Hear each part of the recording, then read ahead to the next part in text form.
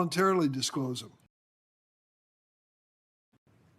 After the hearing, I met with them. I'll never forget that meeting. You can imagine, and some of them are here today, and one will testify a little later before this panel. Try to imagine, if you will, one of these young women saying to me, Jeffrey Epstein abused me when I was 13 years old. 13 years old. Visualize in your own family a daughter, a granddaughter, 13 years of age, who is a victim of this sexual predator. Should she at least have a moment with the Attorney General to tell her story? Is that too much to ask? Apparently it was. This is what I'll tell you.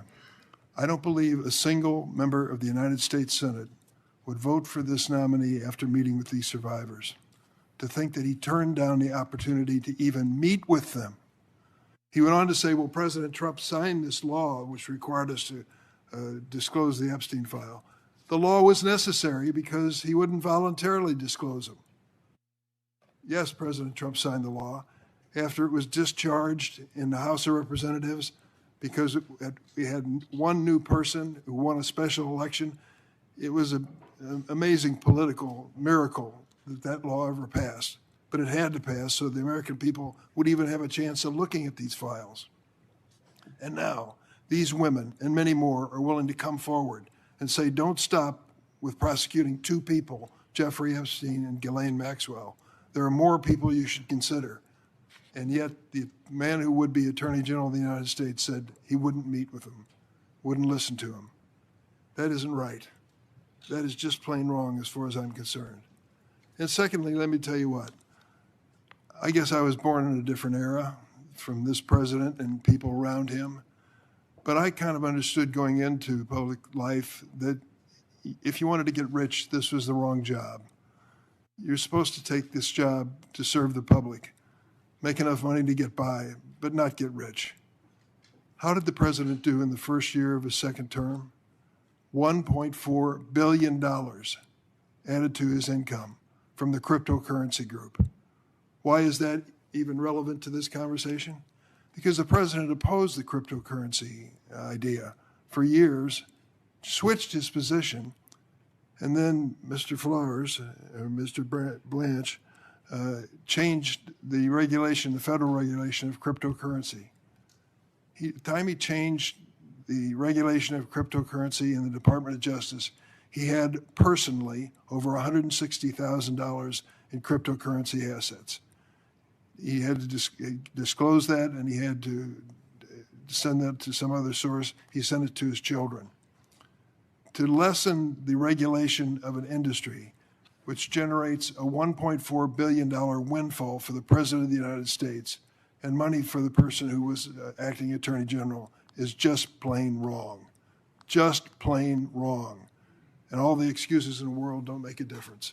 And I'll tell you, that one document that he signed, imagine, if you will, if you've ever heard of this, the president, his family, and his businesses, because of the document signed by Todd Blanche, because of that, have no liability for any tax crimes they ever committed before the date of that document. No liability, no criminal liability. Every single one of us in this room has to obey the law. That's the basics in a democracy like ours. And when it comes to tax crimes, the same applies. Now there's an exception, of course, in the eyes of Todd Blanche. And that exception is the President of the United States, his family, and his businesses. That is just plain wrong. This man should not be Attorney General. Can I go ahead and introduce witnesses and stuff? If you want to. Yeah. Sure. Because okay.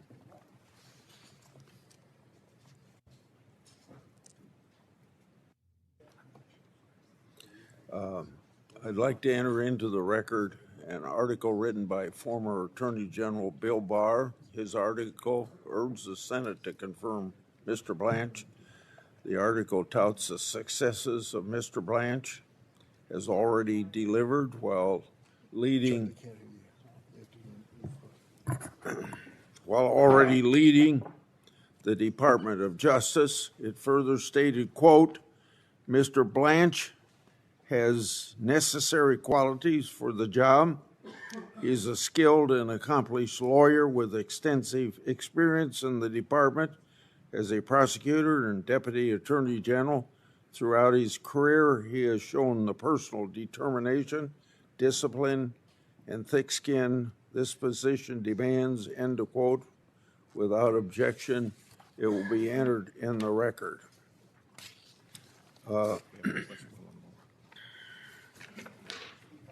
I'd like to also introduce a letter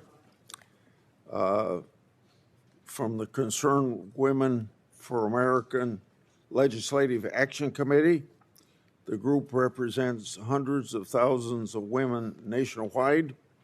The letter praised Mr. Blanche and stated, quote, Mr. Blanche, extensive experience, proven character, and wise judgment make him an outstanding pick that the women I represent are proud to support. I would just go to, we're waiting for two, so I would just say go ahead and do the witness introductions, so starting on this page. Okay. Well, we'll need to have them come to the table. Yes, you can go ahead. You can just ask them to go ahead and come up to the table.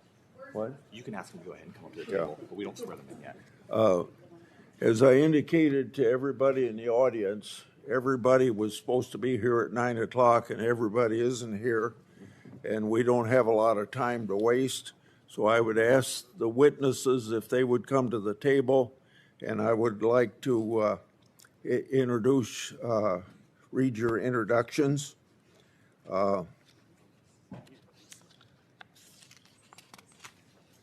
And then swear them too. No, we'll do that after. We'll do that when we go to the hearing.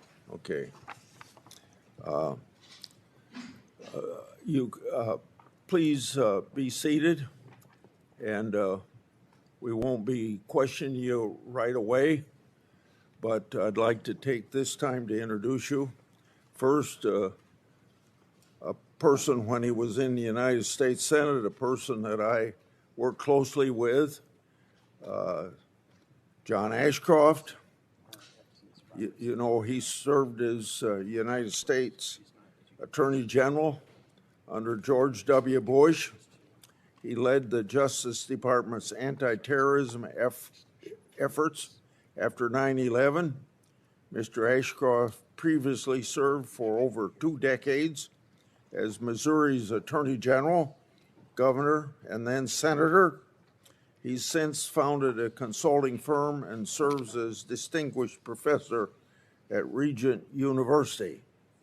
Mr. Ashcroft understands how to lead the Justice Department free from political influence. Indeed, Senator Schumer once praised Mr. Ashcroft, quote, fidelities to the rule of law, end of quote. I look forward to hearing his perspective on Mr. Blanche's qualifications to lead the department. Next, I would introduce Jennifer Boss.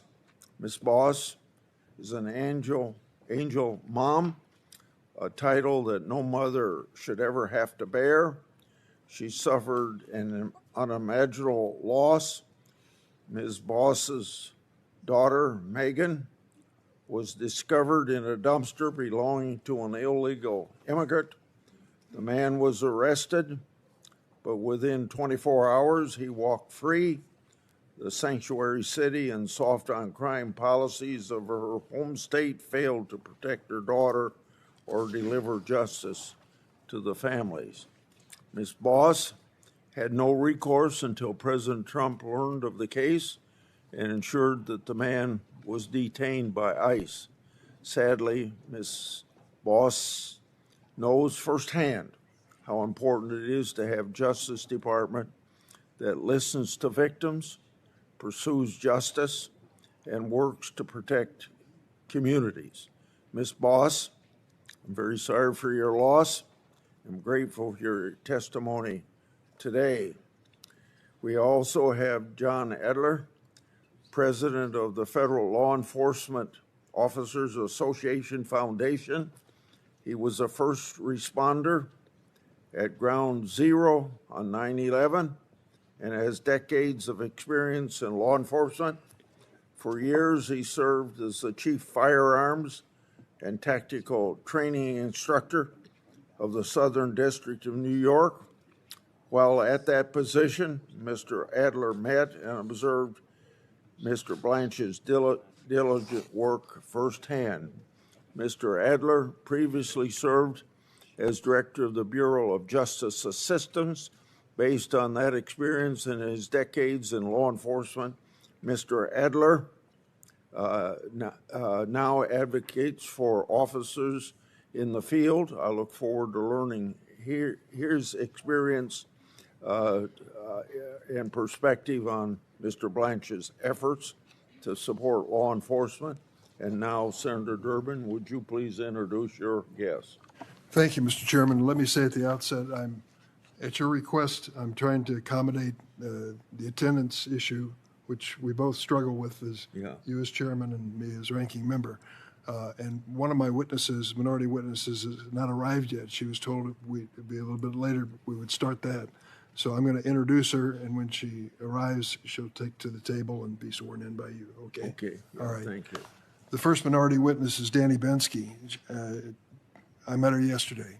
Ms. Bensky is a choreographer and dance educator.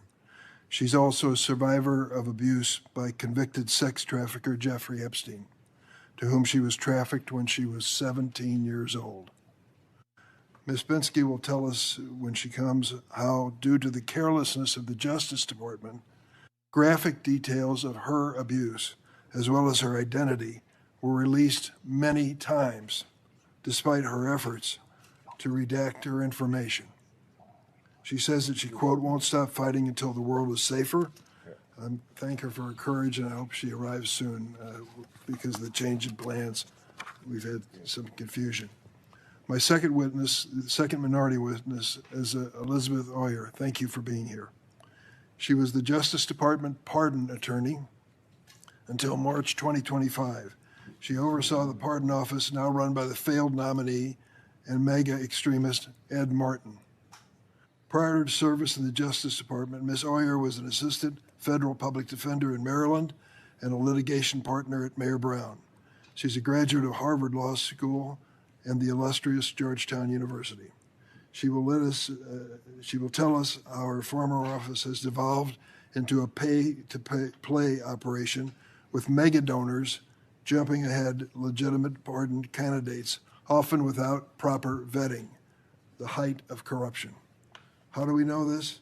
Ms. Oyer was fired by Mr. Blanche just days after he took office for refusing to restore gun ownership rights to one of the president's personal friends, convicted domestic abuser and actor Mel Gibson. I yield, Mr. Chairman. Yeah. Now back to the work of our committee. We have one more member to get here. In the meantime, I want to enter into the record 9 letters supporting Mr. Blanche's nomination from major law enforcement organizations. Combined, these organizations represent hundreds of thousands of law enforcement officers from around our country who work every day to uphold the rule of law. The letters all praise Mr. Blanche's qualifications to serve as Attorney General and his collaboration with law enforcement Americans to keep everybody safe. One letter states this, so I quote, "We believe Mr. Blanche's leadership will help ensure that the Department of Justice remains focused on public safety, the rule of law, and providing unwavering support for law enforcement professionals who risk their lives daily to protect our families and communities." End of quote. Without objection, these will be entered in the record. Then also I want to introduce into the record a letter supporting Mr. Blanche's nomination from 23 state attorneys general. The letter praises the Justice Department's success under Mr. Blanche's leadership in combating violent crime, enforcing our immigration laws, ending race-based discrimination, prosecuting criminal enterprises, and rooting out fraud against taxpayers. The letter goes on to state, quote, at a time when Americans expect their government to protect communities from violent crime, narcotics trafficking, human trafficking, terrorism, and organized criminal activity, Todd Blanche has shown the ability to deliver real results. His record reflects a commitment to public safety, vigorous enforcement of federal law, and effective stewardship of the Department of Justice, end of quote. Without objection, those letters will be entered into the record. Would you like to make your speeches on judges now? I only have one or two, if you want. Why don't you go ahead and do it? Okay. We've got to wait for Tillis. Okay. We're still waiting on one, Senator? Yeah. Okay. Well, this is a little out of sequence, but I'm trying to cooperate on a bipartisan basis. Report that. Say a word about Daniel Traynor, nominated to be the U.S. Court of Appeals for the Eighth Circuit. Prior to his confirmation for District Court Justice, Judge Traynor showed his true colors when it came to MAGA issues. After he was confirmed, he had a chance to show whether he would be a neutral arbiter on the bench. Unfortunately, he's not demonstrated that. As one example, Judge Traynor has ruled in favor of the Trump administration in all 28 cases on his docket involving challenges from immigrants who've been detained by ICE under the administration's illegal mandatory detention policy. That includes 7 habeas corpus petitions Traynor volunteered to preside over in the District of Minnesota following Operation Metro Surge. Judge Traynor is an outlier. Of the more than 17,000 cases in which federal district judges have ruled on ICE's mandatory detention policy, at least 15,000 were rulings against the Trump administration, including the vast majority of rulings by Trump-appointed judges. Yet Judge Traynor's partisanship was apparent when he served as a contributing author and signatory of a May 2024 letter from federal judges to the president of Columbia University. The signatories vowed not to hire anyone who attended Columbia University beginning that year. But Traynor denied a recusal motion in a case brought by Columbia Law School Initiative for a Just Society, implausibly claiming he wasn't biased against Columbia University, just said he wouldn't hire anybody who went to school there. While he was comfortable taking a position on this controversial political question, Judge Traynor refused to answer questions at the hearing as to who won the 2020 election. For the record, Joe Biden did, by 7 million votes. It's very clear that Judge Traynor seeks to remain in good graces of the president at the cost of his own independence. I urge my colleagues to oppose him.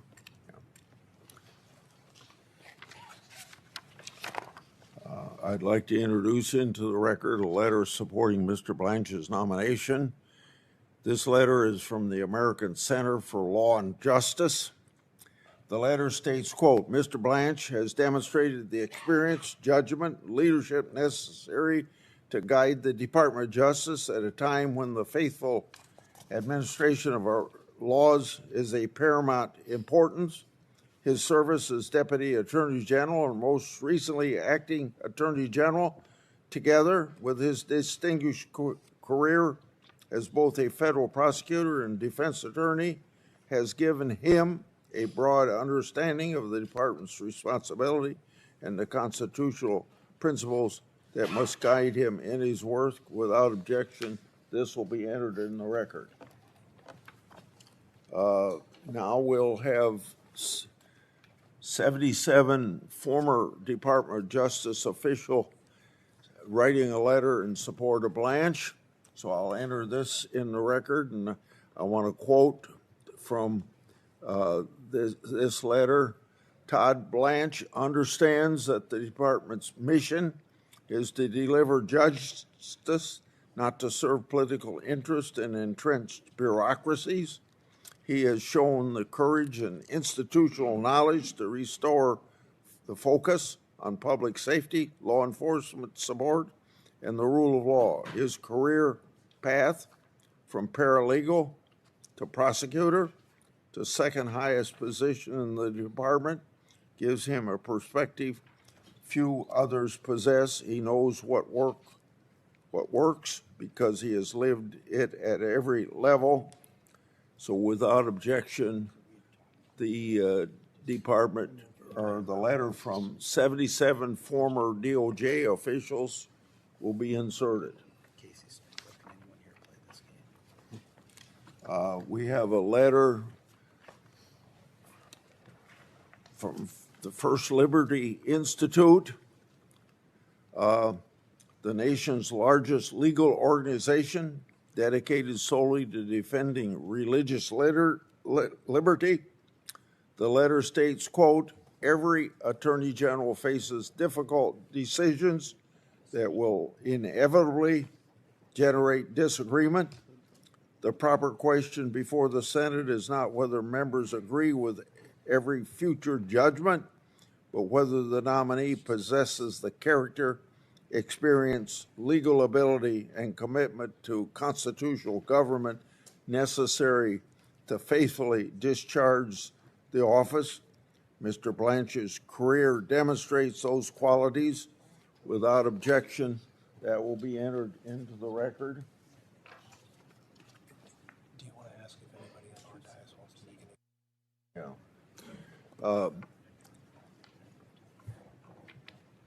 Is he here? He's coming. He's walking up.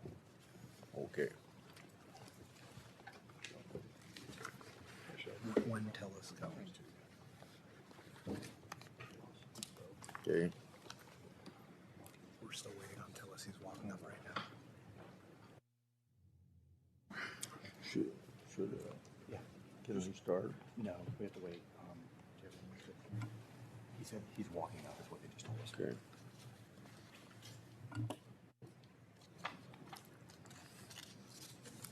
We now turn to the nomination. Wait. Not yet. Here, let's read that one. He's almost here. Okay. Now I have one other letter to enter into the record by Rabbi Jacob Teitelbaum. He praised Mr. Blanche's legal acumen and character, stating, and I quote, "On more than one occasion, I witnessed Mr. Blanche's continue to provide first-rate representation after learning that a client was facing severe financial hardship, often taking on cases on a pro bono or substantially reduced fee basis. It was evident that to him, practicing law was not merely a profession, it was a calling rooted in fairness, dignity, and compassion. These are precisely the qualities that I believe our nation needs in its next Attorney General. Firmness to the pursuit of justice, joined with mercy and respect for every person who enters the law," end of quote. Okay, we can vote now. Okay. We'll now turn to the nomination of Daniel Traynor to be Circuit Judge, U.S. Circuit Court of Appeals, 8th Circuit. Clerk will call the roll. Mr. Cornyn. Aye. Mr. Lee. Aye. Mr. Cruz. Aye. Mr. Hawley. Aye. Mr. Tillis. Aye. Mr. Kennedy. Aye. Mrs. Blackburn. Aye. Mr. Schmidt. Aye. Mrs. Britt. Aye. Mrs. Moody. Aye. Mr. Durbin. No. Mr. Whitehouse. No. Ms. Klobuchar. No by proxy. Mr. Coons. No by proxy. Mr. Blumenthal. No by proxy. Ms. Harona. No by proxy. Mr. Booker. No by proxy. Mr. Padilla. No by proxy. Mr. Welch. No by proxy. Mr. Schiff. No. Chairman Grassley. Aye. On this vote, the ayes are 11, the nays are 10. The nomination will be favorably reported. Now we go to Angela Colmenero, Judge, U.S. District Court, Southern District, Texas. Clerk will call the roll. Mr. Cornyn. Aye. Mr. Lee. Aye. Mr. Cruz. Aye. Mr. Hawley. Aye. Mr. Tillis. Aye. Mr. Kennedy. Aye. Mrs. Blackburn. Aye. Mr. Schmidt. Mrs. Britt. Aye. Mrs. Moody. Aye. Mr. Durbin. Durbin. No. Mr. Whitehouse. No. Ms. Klobuchar. No by proxy. Mr. Coons. No by proxy. Mr. Blumenthal. No by proxy. Ms. Hirono. No by proxy. Mr. Booker. No by proxy. Mr. Padilla. No by proxy. Mr. Welch. No by proxy. Mr. Schiff. No. Chairman Grassley. Aye. On this vote, the ayes are 11, the nays are 10. The nomination will be reported. Now we have Ghislaine Maxwell, Judge, District Court, Northern District, Texas. Clerk will call the roll. Mr. Cornyn. Aye. Mr. Lee. Aye. Mr. Cruz. Aye. Mr. Hawley. Aye. Mr. Tillis. Aye. Mr. Kennedy. Aye. Mrs. Blackburn. Aye. Mr. Schmidt. Mrs. Britt. Aye. Mrs. Moody. Aye. Mr. Durbin. No. Mr. Whitehouse. No. Ms. Klobuchar. No by proxy. Mr. Coons. No by proxy. Mr. Blumenthal. No by proxy. Ms. Hirono. No by proxy. Mr. Booker. No by proxy. Mr. Padilla. No by proxy. Mr. Welch. No by proxy. Mr. Schiff. No. Chairman Grassley. Aye. On this vote, the ayes are 11, the nays are 10. Mitchell will be reported to the Senate floor. Now we have the nomination of Michael Martin, District Court, Eastern District of Michigan. Clerk will call the roll. Mr. Cornyn. Aye. Mr. Lee. Aye. Mr. Cruz. Aye. Mr. Hawley. Mr. Tillis. Aye. Mr. Kennedy. Aye. Mrs. Blackburn. Aye. Mr. Schmidt. Aye. Mrs. Britt. Aye. Mrs. Moody. Mr. Durbin. Aye. Mr. Whitehouse. Aye. Ms. Klobuchar. No by proxy. Mr. Coons. No by proxy. Mr. Blumenthal. No by proxy. Ms. Hirono. Yes. Mr. Booker. No by proxy. Mr. Padilla. No by proxy. Mr. Welch. No by proxy. Mr. Schiff. Aye. Chairman Grassley. The nomination On this vote, the ayes are 14, the nays are 7. The nomination will be favorably reported. Now, the last one is Antonio Pozzo, Eastern District, Pennsylvania. Clerk will call the roll. Mr. Cornyn. Aye. Mr. Lee. Aye. Mr. Cruz. Aye. Mr. Hawley. Aye. Mr. Tillis. Aye. Mr. Kennedy. Aye. Mrs. Blackburn. Aye. Mr. Schmidt. Mrs. Britt. Aye. Mrs. Moody. Mr. Durbin. Aye. Mr. Whitehouse. No. Ms. Klobuchar. No by proxy. Mr. Coons. No by proxy. Mr. Blumenthal. No by proxy. Ms. Hirono. No. Mr. Booker. No by proxy. Mr. Padilla. No by proxy. Mr. Welch. No by proxy. Mr. Schiff. Chairman Grassley. Aye. On this vote, the ayes are 12, the nays are 9. The nomination favorably voted on will be reported. We will, this ends our business meeting. Now I call the hearing to order. I would like to have the witnesses, would you please stand, because we swear each in at every meeting. Do you swear that the testimony you're about to give before this committee will be the truth, the whole truth, and nothing but the truth, so help you God? I do. They all answered affirmatively. Yeah, okay. Senator Durbin would like to give an opening, so. Go ahead. You want to say something? I'm done. Okay. So, welcome back, Senator Ashcroft. Will you please begin your testimony, and then we'll go right down the list of people the way you're seated there. Well, thank you, Chairman Grassley and Ranking Member Durbin. I'm grateful to you, and please allow me just a moment to extend my condolences to the committee, the friends and colleagues of Senator Lindsey Graham.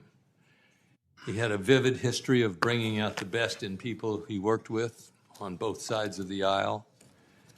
And we enjoyed his friendship, and I take this moment to say my condolences and my sympathy also to Jennifer Boss, whose daughter was brutally murdered. Allow me to thank you for your serious consideration and attention to the constitutional responsibility of confirming high-ranking executive branch officials. It's an honor for me to participate with you today by my appearance. Testifying and sharing my profound support for the nomination of the Honorable Todd Blanche as Attorney General of the United States is something for which I am deeply grateful. Justice is best served in the United States through a commitment to uphold the Constitution and laws of this country. Integrity is an indispensable imperative for the rule of law. The rule of law is the best friend of constitutionally guarded liberty. For the highest quality administration of justice, law enforcement must never be diluted nor contaminated by personal bias or political preferences. Todd Blanche's record of upholding the Constitution and enforcing the law recommends him supremely to serve America as the 88th Attorney General of these United States. I know of no person of a higher commitment to integrity. He has spoken the unvarnished truth to those he works for and to those he works with. Todd's career stands as an outstanding record of public service. He is a consistently well-prepared, tough, but fair prosecutor, fundamentally focused on the Constitution. He understands that he has a profound responsibility in the Justice Department to seek justice, not merely to prosecute. 25 years ago, during my opportunity to serve as Attorney General, Todd worked as an individual in the Justice Department. And in his law school years, Todd worked with the Justice Department, and in that respect, upon graduation from law school, he clerked for several judges, two of whom are now serving on the respected nationally focused Second Circuit Court of Appeals. So he had an understanding of the law from both the prosecutorial side and the side of the bench. Following his clerkships, Todd became an assistant United States attorney as the U.S. Attorney Office for Southern District of New York, a premier prosecutorial office of the United States. He spent roughly 2 years as the co-chief of the Violent Crimes Unit, supervising there nearly 24 prosecutors. Then served as a co-chief of the office's White Plains Division, where he presided over a wide span of work: public corruption, securities and bank and wire fraud, federal programs fraud, Medicare fraud, RICO, and violent crime.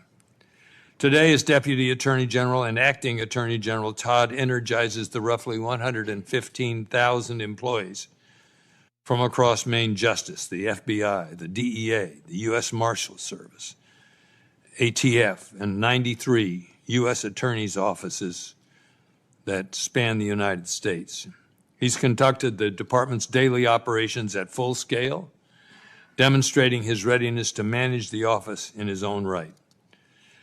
Todd therefore brings to the Department of Justice a relevant reservoir of experience, coupled with sound judgment on an array of different issues. They're all related to law enforcement and the administration of justice. He understands that the rule of law exists to secure this and safeguard the God-given rights of liberty and freedom in America. In professional moments, both private and public, I have seen Todd's thoughtful, decisive, yet humble leadership. He's a careful and willing listener, skilled at welcoming diverse viewpoints. He is adept at synthesizing and harmonizing different voices in complex situations. He is comfortable in being held to account, and he will require those in the department to be similarly accessible and accountable.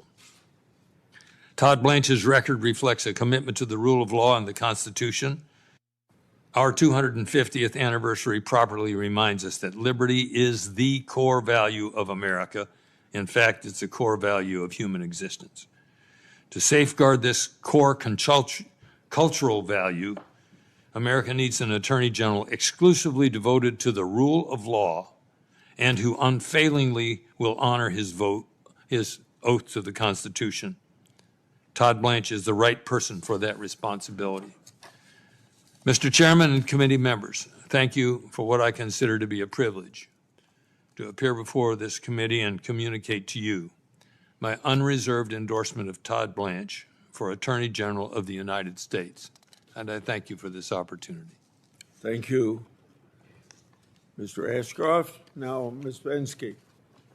Thank you. First, I'd like to thank you and the committee. Microphone. Push the red button. There we go. Thank you. First, I'd like to thank you all, and thank you to the committee for hearing survivor voices. I'd like to remind you of who you're hearing from today. At this time, can my survivor sisters and family please rise? We may look like grown adults when you see us now, but we were children. Young girls at the time of our abuse. These are the photos of when our innocence, dreams, and lives were stolen. Please take these faces in as you think of us as your own family, daughters, nieces, sisters. Now look at our faces and remember the women and families of who the DOJ re-victimized. You guys can sit. Thank you so much. I'm a teacher. In my school, if a student released a nude photo depicting a peer's sexual assault and abuse, they would almost certainly face expulsion. And yet, this is what our Department of Justice did to crime victims. Today, Todd Blanche has been at the helm of the release of nude images of survivors, the outing of Jane Does, and the exposure of more than 100 victims identifying information and documents describing horrific acts of abuse, including my own. Instead of treating this release as its own violation and holding the man who led it accountable, you have a decision on whether you place him in the highest law enforcement position in this country. In December, before the document release, our attorneys submitted 350 victims' names to the Department of Justice as victims' names to be redacted prior to the release. In that first release, I found my name in 2 places. In that next release in January, my name appeared again, but this time the redactions were so far worse. The files displayed not only my name, but my phone number, my former addresses, where I worked, and other identifying information. When my name appeared in the 3rd file release, it became difficult to believe that this was not intentional.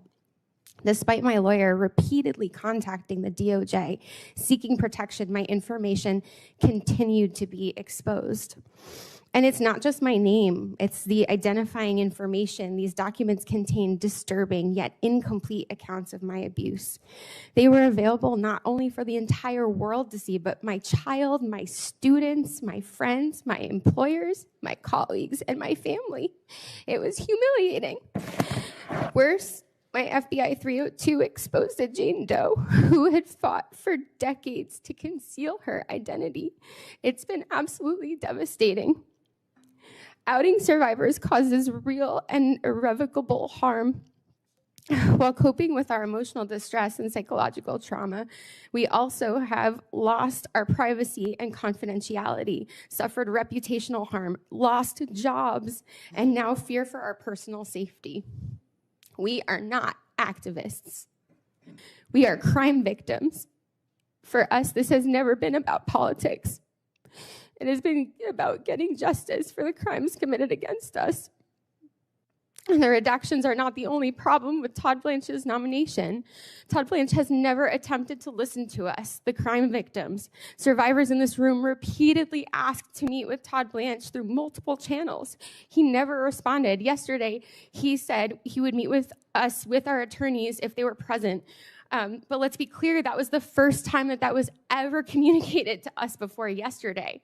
He simply ignored us for the last 8 months. He's been radio silent, and the silence was deafening. Crime victims deserve better from the nation's highest level of law enforcement officials. We deserve to be heard directly, not dismissed and ignored.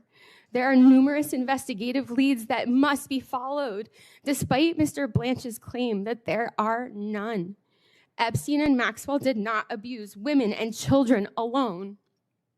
They did not build their operation alone. Others enabled these crimes, exploited victims, and avoided accountability for decades. You do not have to take my word for it. Several weeks ago, after examining the evidence, Chairman James Comer directed Todd Blanche to open investigations into 2 men connected to Epstein. The Epstein files are not merely a collection of embarrassing names and politically damaging associations. They are records connected to the sexual exploitation and trafficking of girls and young women. They contain information about how Epstein's network worked, who assisted him, and whether additional crimes can still be investigated. The Department of Justice should pursue every credible lead, not just work tirelessly, not just to shut down the investigations. The survivors in this room know there are investigative leads because they are our stories. Mr. Blanche knows it too, yet he has chosen not to pursue them. Mr. Blanche's actions have destroyed survivors' trust. According to public reporting, Mr. Blanche spent approximately 9 hours meeting with Ghislaine Maxwell. He did not even spend 9 minutes meeting with the survivor. Afterward, Maxwell was transferred to what many have described as a summer camp prison. We learned all of this through the news. Imagine what that feels like as a survivor to sit there if you were exploited by Ghislaine Maxwell and you're hearing this for the first time with no explanation, no outreach, and no transparency from your.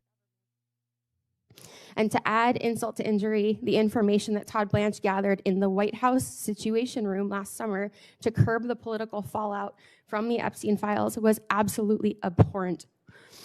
Instead of following investigative leads, our government treated and continued to treat this as a political crisis that needs to be managed. In our nation, everyone deserves equal protection under the law. Todd Blanche has been unwilling to protect Epstein survivors' personal information, and he has been resistant to investigate the people who helped Epstein and Maxwell commit those crimes. We need an attorney general committed to ensuring that everyone who facilitated Epstein's crimes is held accountable. Please, I implore you, please, think carefully and think about the girls in these photos. Thank you. Thank you, Ms. Bensky. Now, Ms. Boss.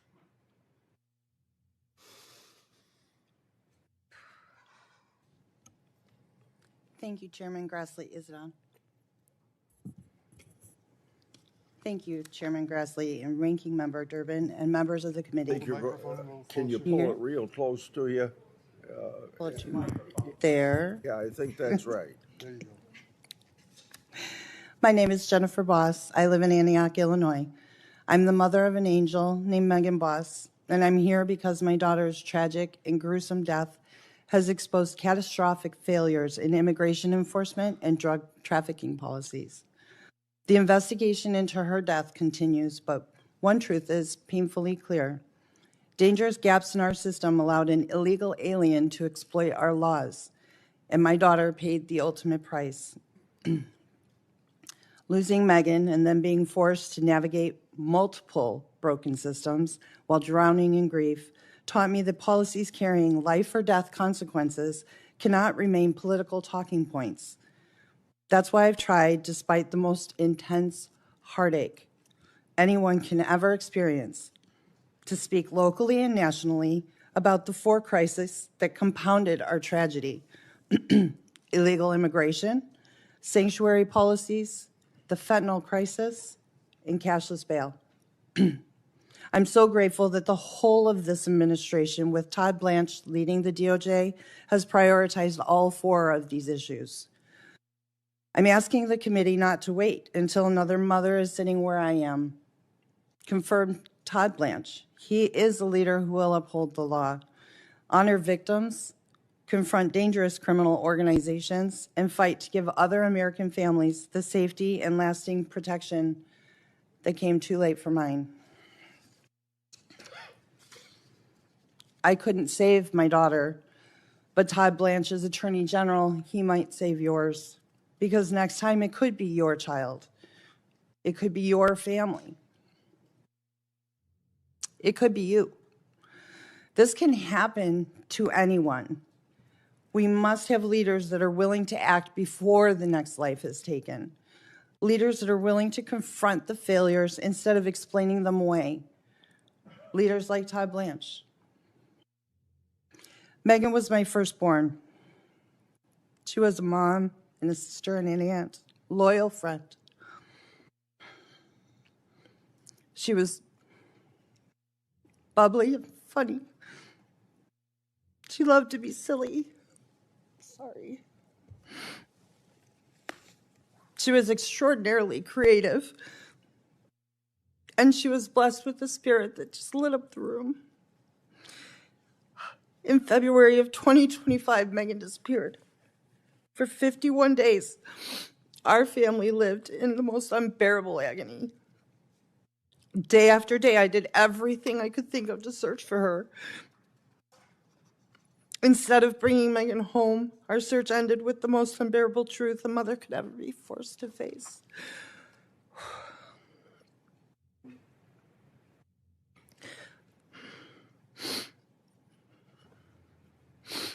We learned that Megan's life had been cut short and her body was concealed, stuffed upside down in a garbage can filled with bleach by an illegal alien that had no right to be here. Again, she was stuffed upside down in a garbage can for 51 days, soaking in bleach.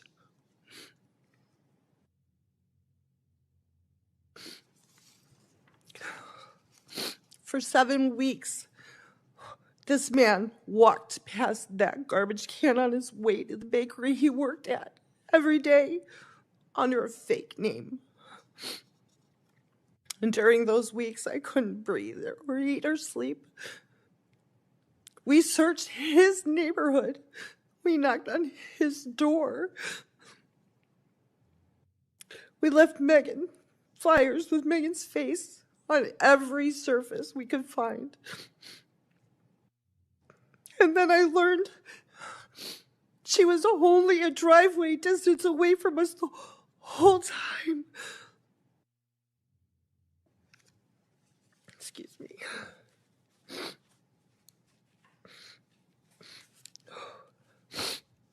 Not only was she killed, but her dignity was stolen in death.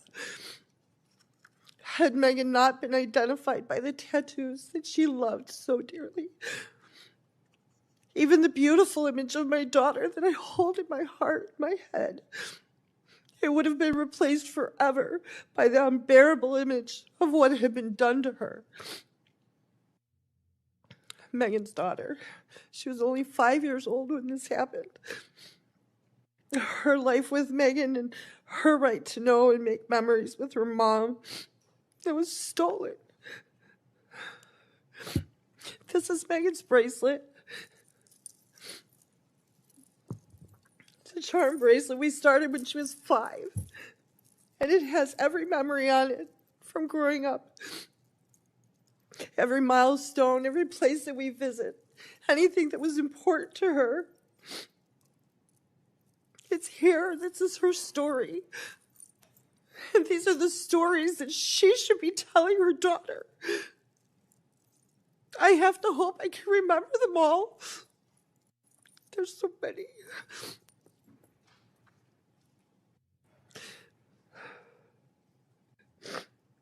My husband and I, we won't be retiring like we imagined, of course, because we have to pray that we live long enough to raise her little girl into adulthood. And this is because our laws that we already have aren't enforced. This is why victims don't care about partisan victories. We care whether the dangerous criminals and drug traffickers and cartels are stopped before another loved one is buried and another family's life is shattered. Right now, Governors and local officials enact sanctuary protections, cashless bail policies, and identification laws that undermine federal enforcement and create dangerous public safety loopholes. A criminal that's released under a reckless local policy does not remain inside that city or state. He can cross into yours. Megan's perpetrator was released the day after he was arrested. Do you want him as your neighbor? Angel families have told me how they've been entirely abandoned and ignored by the government. Our children and our families were politically inconvenient. Some of these Angel families have been asking for someone to listen to the stories and learn from what's happened to us for more than 25 years.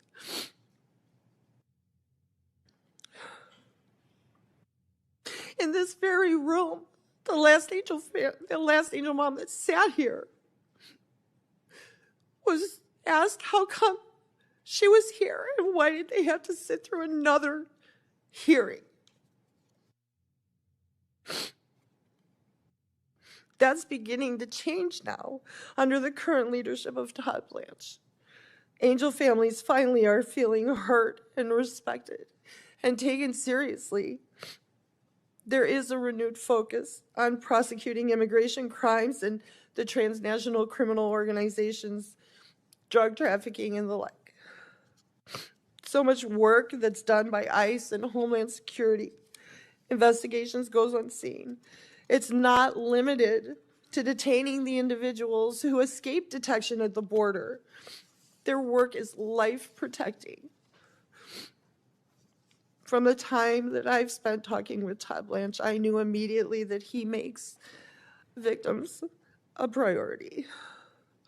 Under his direction, the DOJ has engaged directly with the Angel families and treated us not like political props, but as partners in preventing future tragedies. And that's all that we've ever asked for. Justice can't bring our children home. Nothing can. So the justice that we're seeking now is the assurance that their deaths won't be ignored and they won't be in vain, and preventable tragedies from these laws not being enforced won't be repeated. I 100% believe Todd Blanche will be the one who can deliver that justice, saving lives of people who'll never know it. Thank you. Thank you. Thank you, Ms. Boss. Now, Ms. Hoyer. Good morning, Chairman Grassley, Ranking Member Durbin, and members of this committee. I am here as a public servant, a former Justice Department employee, and a concerned American who cares deeply about the future of our country. I had great hope that Todd Blanche would be an effective leader and a responsible steward of the Department of Justice, but he quickly proved me wrong. 2 days after Mr. Blanche was confirmed as Deputy Attorney General, he fired me from my position as the department's career pardon attorney. I declined to rubber stamp a political favor for a friend of the president, and it cost me my job. Mr. Blanche's office had asked me to recommend restoring the gun ownership rights of a convicted domestic abuser. I raised concerns about public safety, but Mr. Blanche's staff pressured me to go along anyway. I did not. Domestic violence is the leading type of homicide among women. When a domestic abuser is armed, his victim is 5 times more likely to be killed. But because this particular domestic abuser had a personal relationship with the president, Mr. Blanche's staff asked me to set aside my concerns. When I wouldn't, Mr. Blanche fired me within hours. He then took extraordinary measures to silence me. He sent U.S. Marshals to my home in an effort to prevent me from speaking with members of Congress. I was shocked to hear Mr. Blanche's testimony about this yesterday. What he said about my firing is provably false. His claim that it had nothing to do with the concerns I raised is contradicted by documents and evidence. His claim that he tried to call me before sending marshals to my home is flat out false. His claim that it is normal for DOJ to use armed law enforcement officers to deliver mail to the homes of its former employees is preposterous. The casual lies that Mr. Blanche tells, even while sitting in this chair testifying to this committee, are emblematic of a much larger problem. Courts across the country have said they can no longer trust the Justice Department to uphold the law and tell the truth. There are over 700 documented instances of DOJ violating judicial orders. There are nearly 100 cases in which judges appointed by both parties have found that DOJ presented false or misleading information in court. Earlier this week, a federal judge found that Mr. Blanche personally misled this Congress about the department's settlement agreement with President Trump. To the American public, it looks like Mr. Blanche is running DOJ as Donald Trump's personal law firm. He is using law enforcement powers to pursue petty grudges harbored by the president.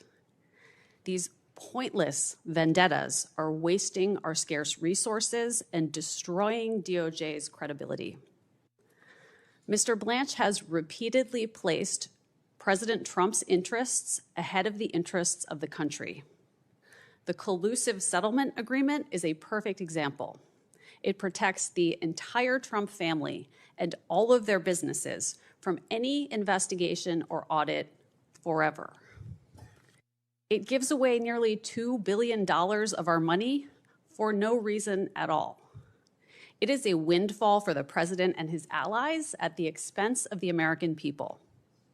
A court found that signing this agreement was a betrayal of Mr. Blanche's duty to zealously represent the interests of the United States. That is the most basic obligation of the Attorney General. Mr. Blanche said yesterday that the settlement fund is dead. It is not. That is Contract Law 101.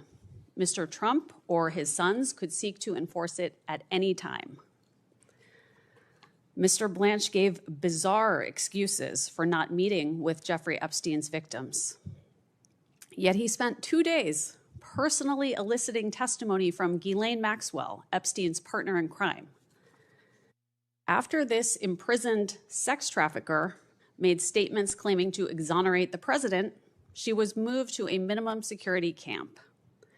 That is a grievous breach of DOJ policy. It is an abuse of Mr. Blanche's office. It is a terrible betrayal of Epstein and Maxwell's victims. Mr. Blanche's callous approach to the Epstein case matches his cavalier attitude toward rearming domestic abusers. At the end of the day, the priority of this DOJ is protecting powerful men, even when it comes at the expense of vulnerable women. What Mr. Blanche is doing is dangerous. Earlier this week, 2 Supreme Court justices sat here and testified about the terrifying threats that judges are facing in this country. Meanwhile, Mr. Blanche is fueling those threats by attacking judges who rule against the administration and declaring a war against the courts. These are not partisan concerns. Americans across the political spectrum rely on DOJ to keep us safe and free. Mr. Blanche has shown that he is willing to put all of that at risk to serve a political agenda. I beg the members of this committee to think about what this is costing our country. Please do not degrade our justice system further by promoting Mr. Blanche. Thank you. Thank you, Ms. O'Hara. Now, Mr. Adler. Good morning, Chairman Grassley, Ranking Member Durbin, and distinguished members of the Senate Judiciary Committee. My name is John Adler, and I appear before you today in my personal capacity to provide testimony in support of the nomination of the Honorable Todd Blanche to serve as the United States Attorney General. I respectfully offer my perspective both as a former colleague of Acting Attorney General Blanche and as a national law enforcement organization leader. My experience in law enforcement spans over 30 years, and I was honored to serve under 10 attorney generals as a federal law enforcement officer, Concurrent with my active duty law enforcement service, I also served as the national president of the Federal Law Enforcement Officers Association for 2 terms, representing federal offices from 65 different agencies nationwide. As a volunteer law enforcement leader, I had and continue to have the privilege of serving with the leaders of the largest national law enforcement organizations, including the FOP, NAPO, NSA, IACP, and others. I have dedicated my life towards making it safer for those who serve and supporting innovative approaches towards augmenting both officer and public safety, which are intertwined. As a career tactical instructor, I emphasize marrying tactical proficiency with compassion and civility. Within a legal context, I am convinced that Acting Attorney General Blanche exudes this. When I joined the U.S. Attorney's Office in April 2001, I met an incredibly intelligent and highly motivated paralegal by the name of Todd Blanche. My first impression of then paralegal Blanche was that he moved like a football fullback, carrying the federal criminal statutes book under his arm as he charged through the revolving doors.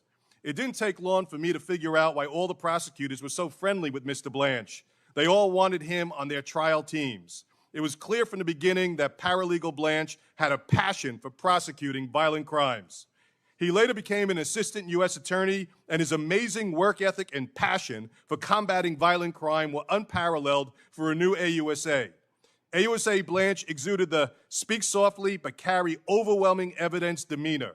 It was no surprise to anyone at the office that AUSA Blanche ultimately became the co-chief of the Violent Crimes Unit. It was clear that Unit Chief Blanche was fully committed to litigating violent crime cases in furtherance of public safety. For context, I want to emphasize that the Acting Attorney General began his paralegal and prosecutorial career in an office that was predominantly represented by AUSAs with different political views. What impressed me during my 16 years with the U.S. Attorney's Office was the unified commitment to the rule of law, irrespective of political affiliation. I am absolutely convinced that if confirmed as the Attorney General, Acting Attorney General Blanche will carry forward that spirit and unwavering commitment to the rule of law. During the terrorist attacks on September 11, 2001, the U.S. Attorney's Office in the Southern District of New York was located in the hot zone in New York City. While we often hear the Acting Attorney General speak of the extraordinary bravery of first responders who run forward into harm's way, he exuded that charge-forward spirit during the challenging days following 9/11. I have profound respect for his service-above-self spirit then, and it has only grown. Moving forward to Deputy Attorney General Blanche's tenure as the Acting Attorney General, his outreach and engagement with law enforcement nationwide has been extraordinary. Same can be said for his 24/7 staff. In speaking with my fellow national law enforcement organization leaders, it is clear that they have great respect for the Acting Attorney General and appreciate his commitment to backing the blue. Acting Attorney General Blanche has demonstrated a strong commitment to officer safety and ensuring that all law enforcement officers have the same protection under the law. According to the FBI's recent annual report, 90,000 law enforcement officers were assaulted in 2025. That represents a 10-year high. Acting Attorney General has made clear that his department will stand by law enforcement and support the prosecution of anyone who assaults a law enforcement officer. Civility does not work when it's one-sided. He has earned the respect and admiration of officers nationwide. In terms of civility, Acting Attorney General Blanche has distinguished himself during the substantial time he spent with all the national law enforcement organizations during National Police Week. In particular, the time he spent with the concerns of police survivors, which are the survivors of our heroes killed in the line of duty, was heartfelt and riveting. Much like his powerful support for our angel families, Acting Attorney General Blanche is equally supportive of the surviving family members of our fallen heroes. And I have no doubt he will continue that as he prioritizes the safety of all Americans. As the father of a beautiful teenage daughter, I worry about her safety every day. I expect our government leaders to do everything they can to support a safe and just quality of life for all our children. That should be an unbreakable priority. I sleep well knowing that my daughter's safety and all Americans are an unwavering priority for Acting Attorney General Blanche and his team. Under his leadership and through the dedication of all law enforcement officers, violent crime continues to be driven down. We must sustain these powerful results, and we need Acting Attorney General Blanche to be confirmed as our nation's chief law enforcement officer. Throughout my law enforcement career, I wore and continue to wear a pendant that has John 15:13 inscribed. Greater love hath no one than this, to lay down one's life for a friend. I am absolutely convinced that the Acting Attorney General Blanche, will exude that spirit of the Scripture and do everything he can to protect the safety of all Americans by following the rule of law.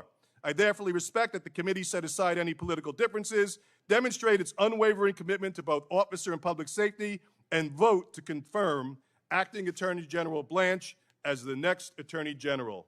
Thank you. Thank you. Ms. Boss, first of all, thank you for your courage coming forward. You know how important it is to have effective leadership in pursuing justice.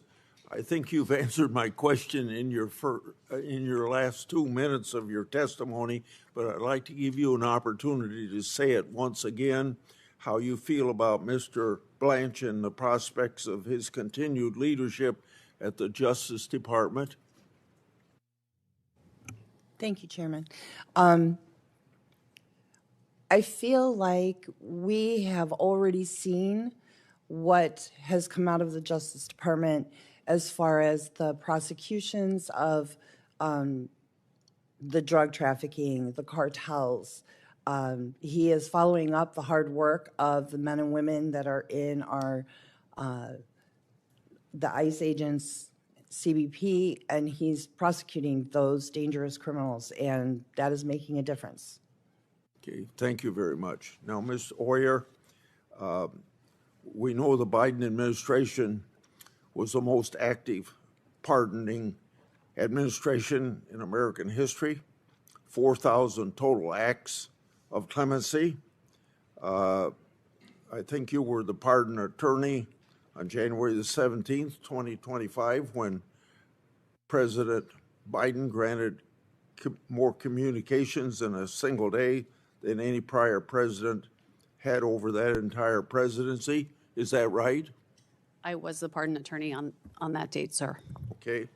Were you also the pardon attorney on December 23rd, 2024, when President Biden commuted 37 of 40 inmates on federal death row? Yes, sir, I was. Thank you for that. So I want to bring up some of these commutations. Thomas Sanders, who killed a 12-year-old girl, Lexis Roberts. He shot Lexis 4 times and slit her throat after the girl had witnessed him murder her mother. Did you object to President Biden's commuting his sentence? Sir, I'm not able to discuss the recommendations that I made to the president regarding acts of clemency. Can you speak? Did you turn your microphone on? I believe it's on, sir. You were the pardon attorney, yeah. I was, yes. Yes, You sir. recommended, you didn't object to the recommendation. Sir, I'm not able to discuss the recommendations I provided to the president about Okay. clemency matters, which are I considered want to you to be know, covered by executive privilege. okay, I want you to know that I have read evidence that you made this recommendation. So are you telling me the evidence I read that I'm wrong? So did you make the recommendation, or you don't want, you're telling me you can't talk about it? Sir, just like Mr. Blanche explained yesterday, I'm not free to discuss the recommendations that I provided to the White House because they are covered by executive privilege. You can't even tell me if you contacted the victim's family? You can't say yes or no to that? Sir, I cannot talk about the discussions I had unless the White House chooses to waive the executive privilege. I would be happy to come back and speak with you or other members of this committee. And I think what I'm going to do is I'm going to tell you what I know. So let's go to the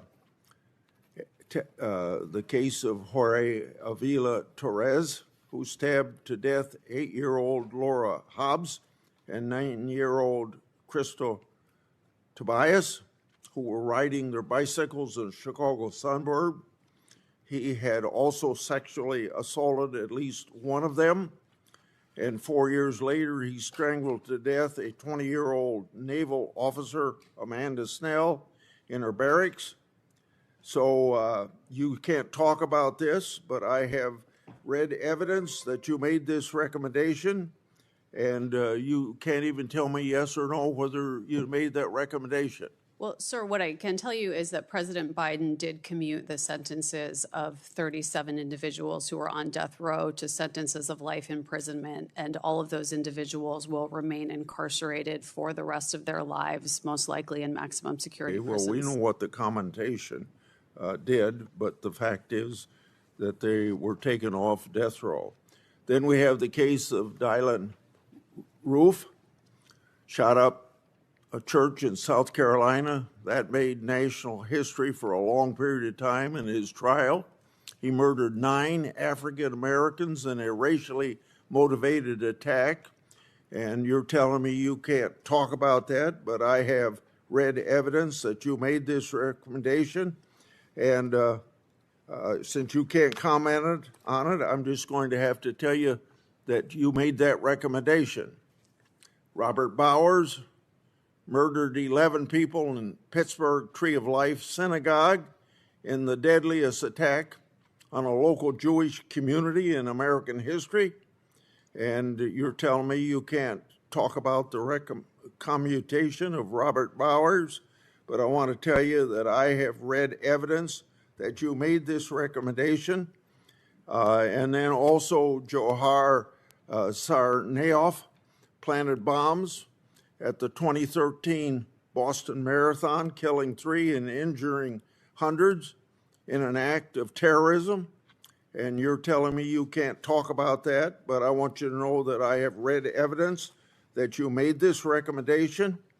And it seems pretty, I'm going to give you a chance to react to it, but it seems pretty obvious that you were fired because the current Justice Department leadership disagreed with how you handled the pardons last administration. You want to respond?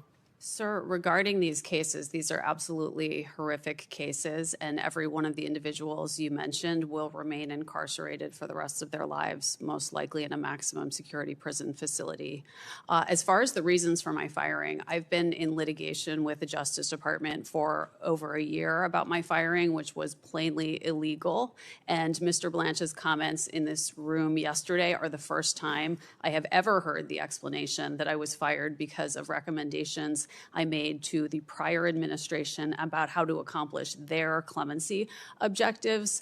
Mr. Blanche's Justice Department submitted a pleading to the Merit Systems Protection Board that stated that the facts about my firing were not in dispute. The facts, as I have been saying for 1 year plus, are that I was fired within hours of declining to make a recommendation that I believed was very dangerous. And Mr. Blanche's statement yesterday that it was for another reason materialized out of thin air and has never been stated before. Okay.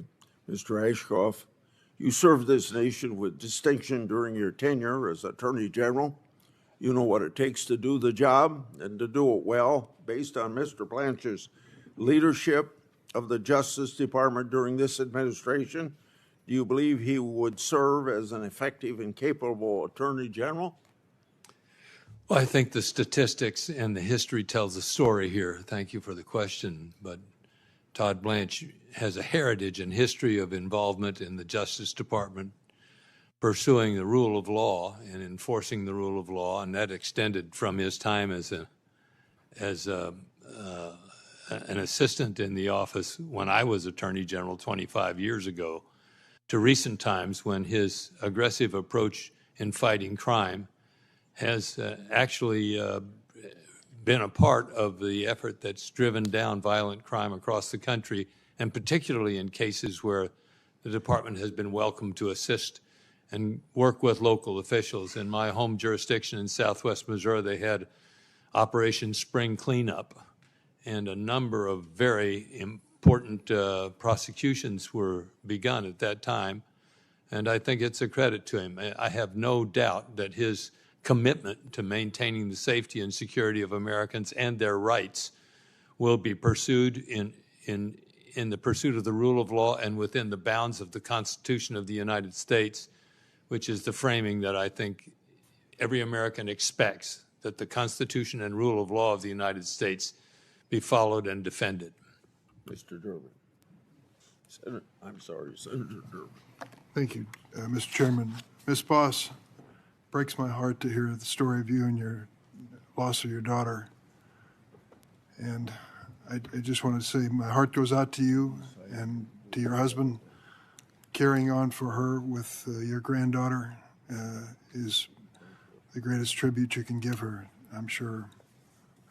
I'm sorry you went through this terrible tragedy. I'm glad you're here today to tell that story.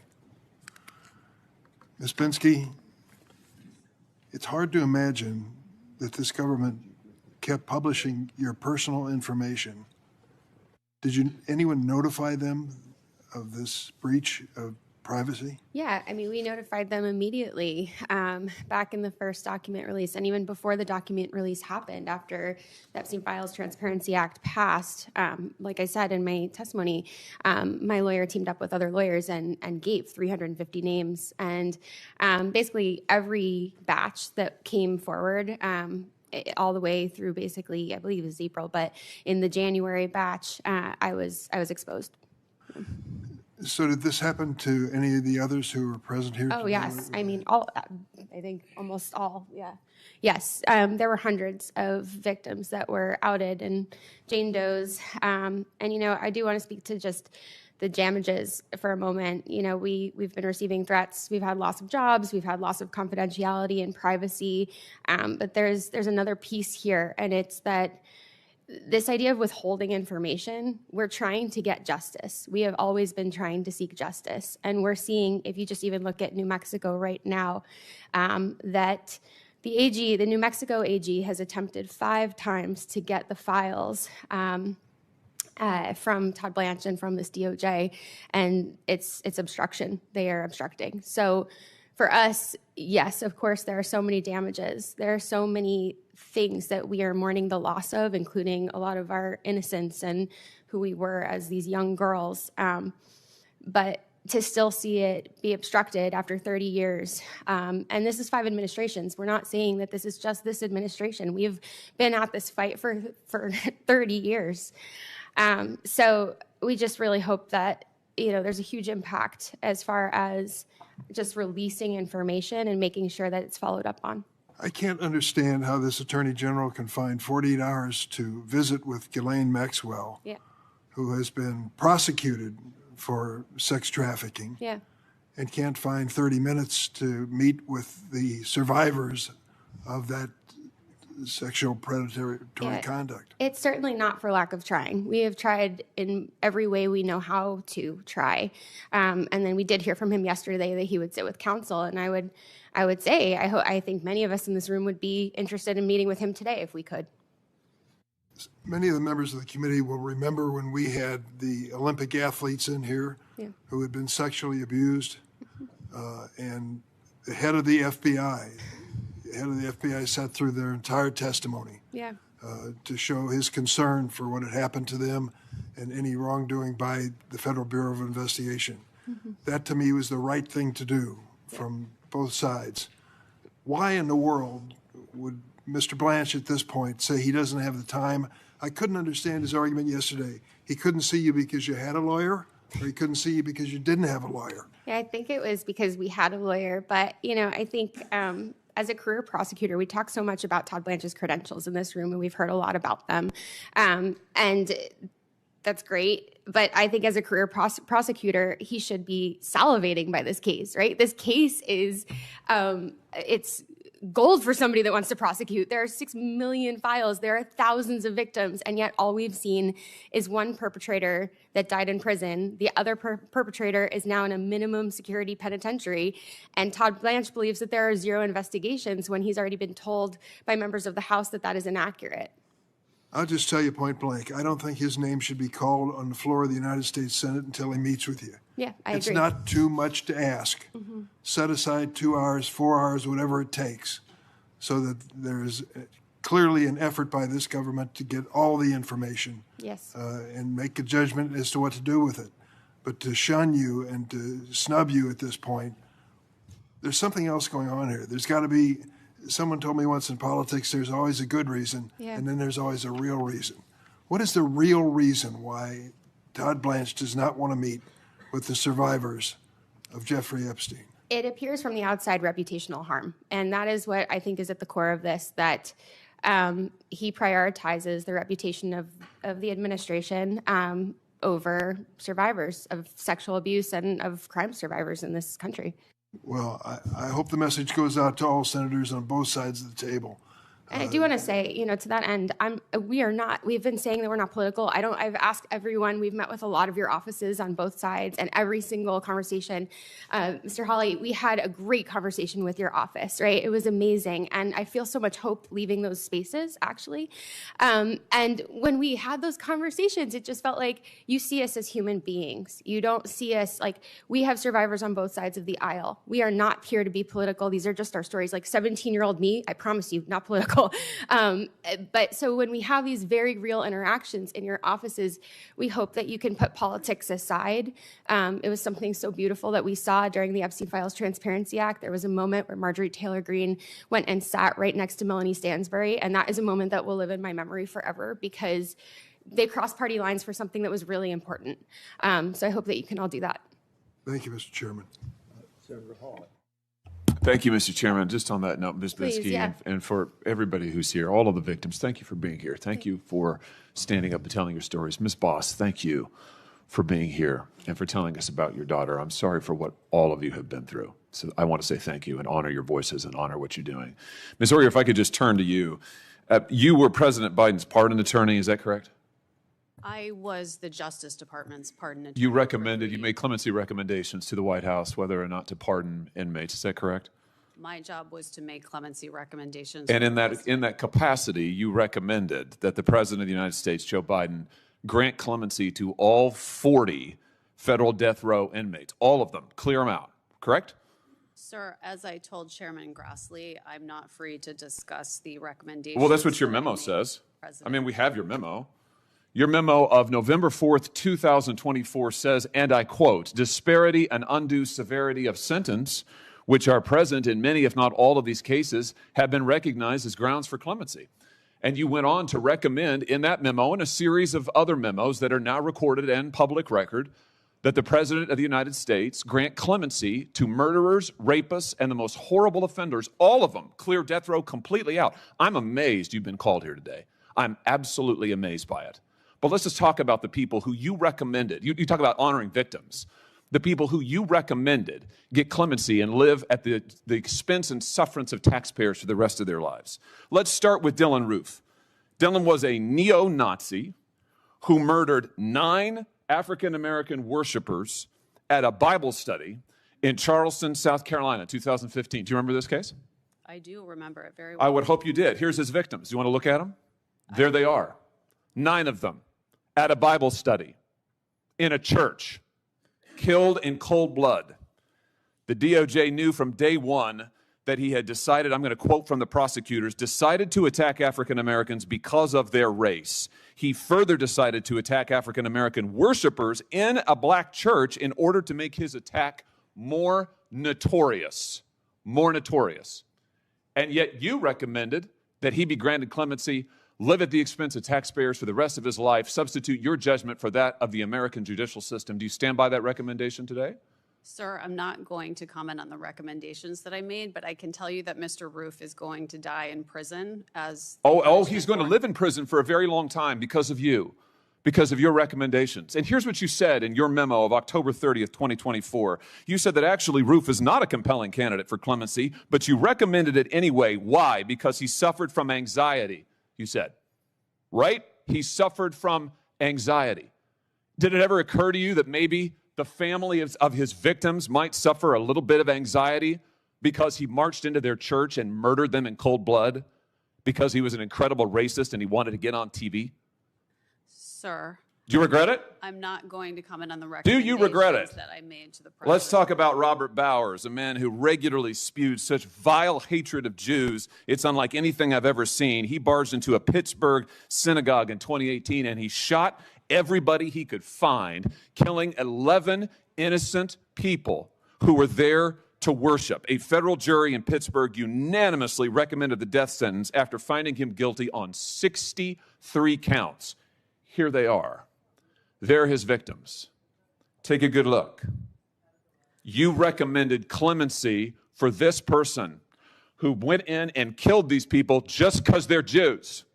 The other guy killed people just because they're black. This guy killed people just because they're Jews. A jury recommended that he be sentenced to death, and you substituted your judgment for theirs, and now he's going to live. Are you proud of that? Sir, what I am proud of is the fact that I took my job as pardon attorney extremely seriously. Apparently not seriously enough. You certainly didn't take the victims seriously. Then there's Jorge Avila Torres, who wasn't just a murderer. He was a serial killer and a rapist. Sir, Here is who he assaulted and killed. He sexually assaulted and killed 8-year-old Laura Hobbs and 9-year-old Crystal Tobias in a Chicago suburb in 2005. And then 4 years after that, he committed another murder. He slaughtered a fellow service member, Navy Petty Officer Amanda Snell, in 2009 while she was in her barracks. That's what he did. And you recommended clemency for this individual, and now he'll live his life at the expense of taxpayers because you substituted your judgment for that of the American judicial system, jury, judges, the whole lot, and yet you're here to tell us that you're somehow a victim? I don't think so, Ms. Oyer. I think your judgment is astoundingly terrible. I'm amazed that this side of the aisle has called you, and I just ask my friends on this side of the aisle, do you agree with this? Is this what you want? Do you want these people to be pardoned and live at the expense of taxpayers for their whole lives? Do you want to excuse the murders of African-American churchgoers? Do you want to excuse the murders of Jews in their synagogues? Do you want to excuse the murders of these children? Because that's what she did, and now she's online hawking products to try to make money off of it. I see you've got your own website where you put your face on baseball caps and mugs, thelawyeroyer.com. You're trying to make money on this? Sir, This is unbelievable, Ms. Oyer, and yet you say you're a victim? These are the victims, and you helped victimize them. And what you're doing is wrong. I hope every member on this side of the aisle will repudiate what you have done and what you stand for. Thank you, Mr. Chairman. Sir, I assume that your questions directed at me were rhetorical and that you're giving They're not a speech. rhetorical at all. I asked you to respond, and you said you wouldn't. So what I did is I read to you what you have said. I quoted verbatim, and I'm happy to keep doing it. In fact, I'd ask now, Mr. Chairman, that this report, Restoring and Strengthening the Federal Death Penalty Report, be entered into the record. It contains information regarding Ms. Oyer, her recommendations, and the track record of all of it. The written records are here. I ask to be entered into the record. It'll be, Ms. Hoyer, take a minute to respond if you want to. Thank you, Chairman Grassley. I, under President Biden, just like under President Trump, had a job to do, which was to make recommendations to the president about how to best accomplish their clemency objectives. I put the utmost effort into doing that in a way that was consistent with the interests of the justice system and all of its stakeholders, which includes crime victims, as well as defendants, as well as family members, as well as judges, as well as prosecutors, all criminal justice system stakeholders. The process that I presided over was one that was beyond reproach. What's happening now with clemency is an absolute disgrace, and I'm sorry that I can't answer the questions about the specific recommendations in this public setting, but I would be glad to meet with any members of this committee who have concerns privately to discuss to the extent I can what your concerns are. Why don't you meet with the victims' families? Here's the disgrace. Senator Whitehouse. Thank you, Chairman. Mr. Ashcroft, welcome back to the Senate. You knew Jim Comey? Pardon me. Yes, indeed, I did. You trusted him? He was the Deputy Attorney General as well as the U.S. Attorney for the Southern District of New York. You trusted him with the top job in your department? I asked him to help administer justice at the Department of Justice. Yeah. You respected him? Yes, I did. Can you vouch for this department's prosecution of him for lying to Congress or for the process that was performed? I'm not in a position, I don't know all the facts. I'm not in a position to comment on pending investigations or prosecutions. Can you vouch for this department's prosecution of him for posting a picture of the numbers 8647 or the process that led to that? My response would certainly have to be the same as it is for any prosecution. I'm not a part of the department now. I'm not fully informed of its factual basis or for the considerations it's made in bringing prosecutions. What are your views today of Mr. Comey's character and merits? I'm not going to start to discuss the character and merits of individuals, especially those who are standing in a position of responding to charges from the Justice Department. I can respond to what I believed during the time I served as Attorney General and when he served with me, and his service to me and I believe to the United States at that time was commendable and honorable. What is OPR in the Department of Justice? I believe it's Office of Professional Responsibility. Yeah, and what is its role? Its role is to encourage individuals in the department to act in compliance with and in conformity with the rules of ethics and responsibility. And did you respect the role of the Office of Professional Responsibility when you were Attorney General? I certainly did. I hope that they would advise me properly to keep me out of trouble. If the Office of Professional Responsibility were functionally disabled by an administration in the Department of Justice, what message would that send to the line prosecutors? I'm not in a position to comment on a hypothetical of disabling. And when you say functionally disabled, I think that requires an assumption of what does functionally disabled mean. I personally, it's a hypothetical to which I just am unable to respond. But you do agree that OPR does an important job and has an important role and is important to the Department of Justice in the performance of its duties? I certainly respected the department's operation, including OPR, at the time of my opportunity to serve as Attorney General of the United States.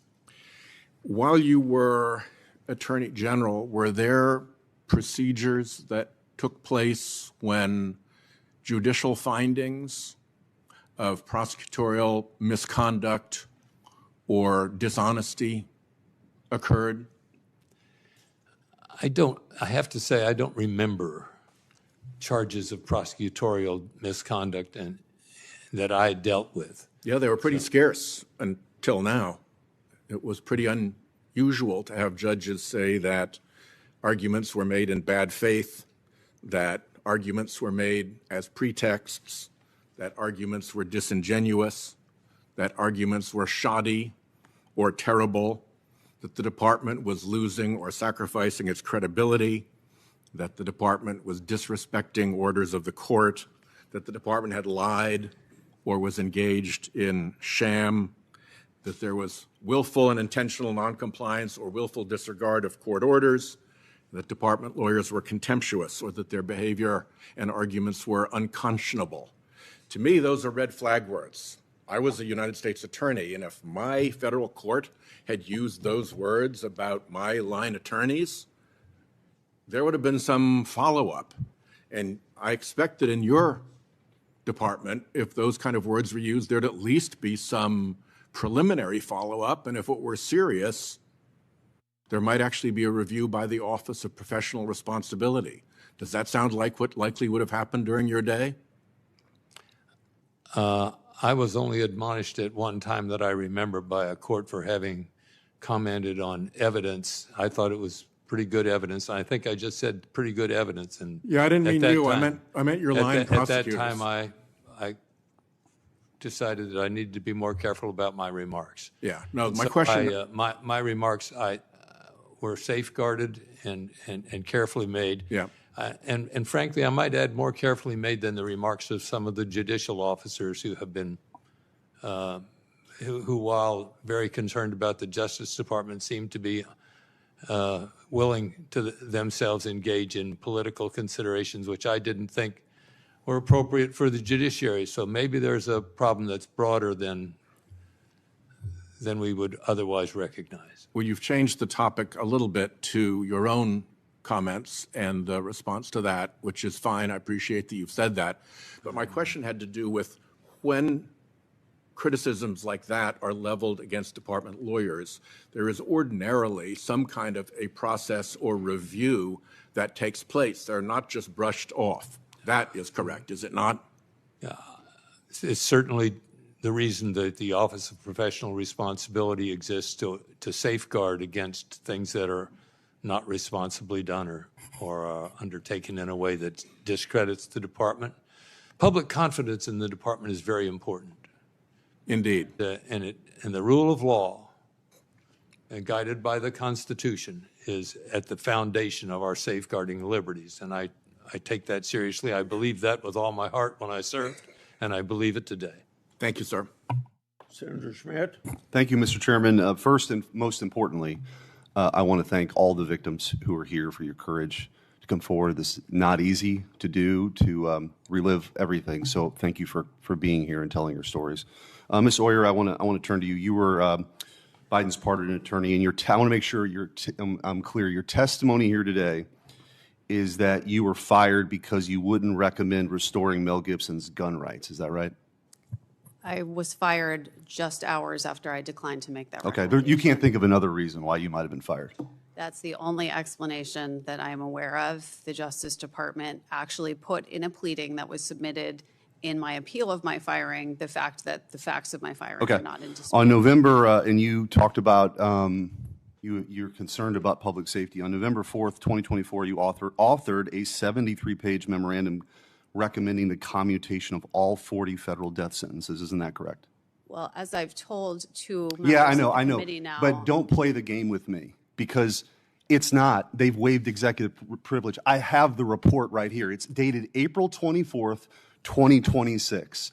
It's actually, your memo is quoted in here. It's public knowledge. And the idea that you would come here, you know that already. You would come here and disparage somebody else and not be willing to answer questions about how you commuted the sentences of murderers is ridiculous. I can't believe that you're here to do that. I don't have the authority to commute. Do you deny it? Do you deny that you authored the memo? I'm not sure which memo you're referring to. I'm referring to the November 4th, 2024 73-page memo.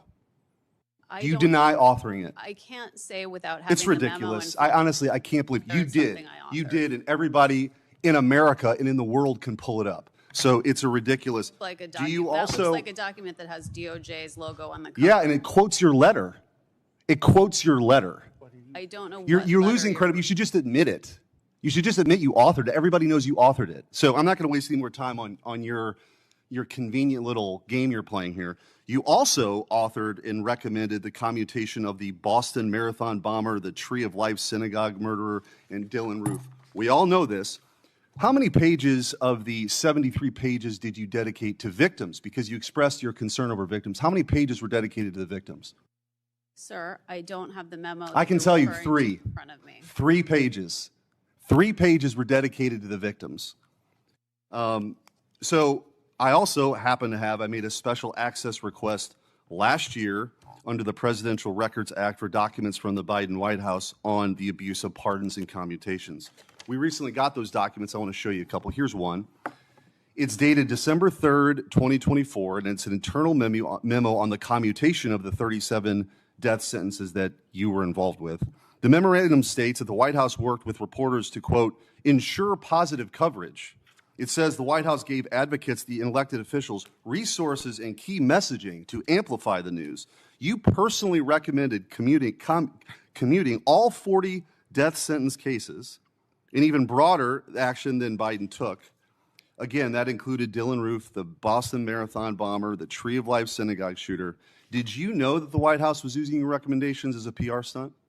Sir, I have no idea what document you're referring to currently. Well, let me just ask you in general, did you know that they were planning to message around your commutation. Sir, I was not an employee of the White House. Okay, I I'll didn't take that work- as a no. I'll take that as a no, but they used your ridiculous recommendation as a veneer of legitimacy. Document 2. I was called here to talk about Mr. Blanche's nomination. Yeah, I for know that's what Attorney you thought General. came here to talk about. But the reality is your credibility is gone.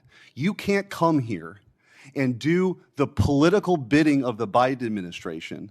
And then when you're called out on that and being fired, and thank God you're being fired. You know what I really think?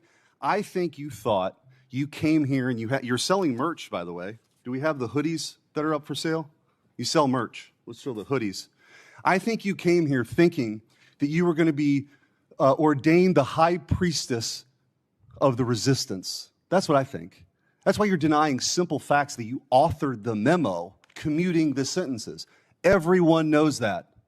And we have documents now from the White House that they use that memo as a PR stunt. And so the idea, you have no credibility to talk about Todd Blanche. You have none. You've come here, you deny basic facts, you recommended the commutation of murderers. You gave no quarter at all or any time to the victims of these brutal murders. So again, I can't believe you've been called here by the other side, but I'm glad we've had an opportunity to expose your hypocrisy. Thank you, Mr. Chairman. Senator Hirano. Thank you, Mr. Chairman. Thank all the witnesses for being here. As a continuation of the confirmation process for Mr. Blanche, we are here to determine whether or not Mr. Blanche, who continues to be President Trump's lawyer and all that that implies, should be the Attorney General of the United States of America, who is supposed to be defending the Constitution, not the President. Ms. Bensky, thank you so much for being here and for all of the other Epstein victims.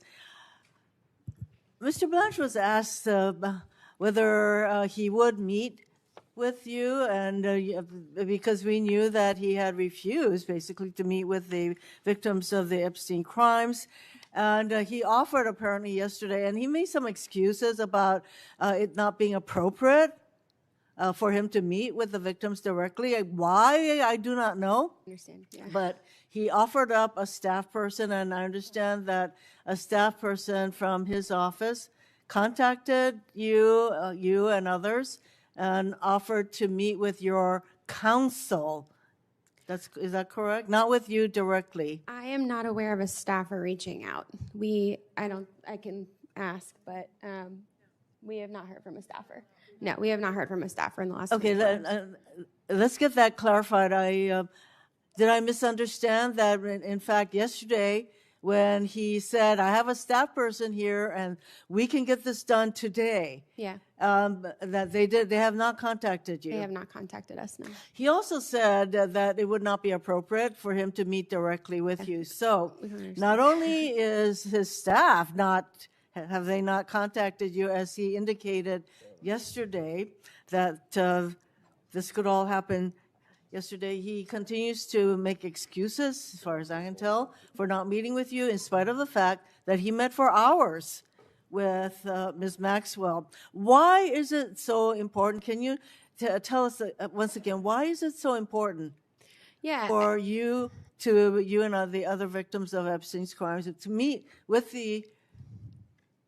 Mr. Blanche personally? Thank you for the question. I think that if a victim comes and reports a crime in the FBI, what is the first thing that they do? They follow up. Like Law & Order SVU taught me that when I was 15 years old. The DOJ has never followed up in 30 years with any of us. There is a lot in the files right now that you should be investigating and looking into. And to my knowledge, I mean, they can answer this too, but we have never been approached by anybody on the prosecutorial side of things. So I do think, like, sitting down, telling our stories, and explaining, like, the people that were in the room, right? We were witnesses of crimes. We had crimes committed to us directly. We do have a lot of information, and you would think that somebody would take that lead that's already in, like, we already went to the FBI, because that we wouldn't have 302s if we hadn't have gone to the FBI. It's already there, right? So the following up of those 302s, and then once it's supposed to be handled by the Department of Justice, why aren't we hearing from prosecutors? This case was never handled correctly from the beginning. And he also made some excuses as to why personal information was not redacted in exposing many of you, including you. And yeah. I think something that stood out yesterday was that he had said that immediately when things were misredacted, that they were taken down and they fixed them, and within 24 hours they were put back up. That is entirely not true. There are still things that need to be redacted, and there's still survivor information in there even today from my awareness. My information just came down in April, and that was after begging. Would you say that Mr. Blanche exhibits a rather dismissive attitude toward all of you and the Epstein crimes? 1,000%, yes. Thank you. Ms. Oyer, Trump's DOJ under Todd Blanche leadership has purged career prosecutors for personal reasons for refusing to prioritize President Trump's interests over their constitutional oath. Todd Blanche has fired more than 1,200 former career DOJ employees who worked for both Republican and Democratic administrations.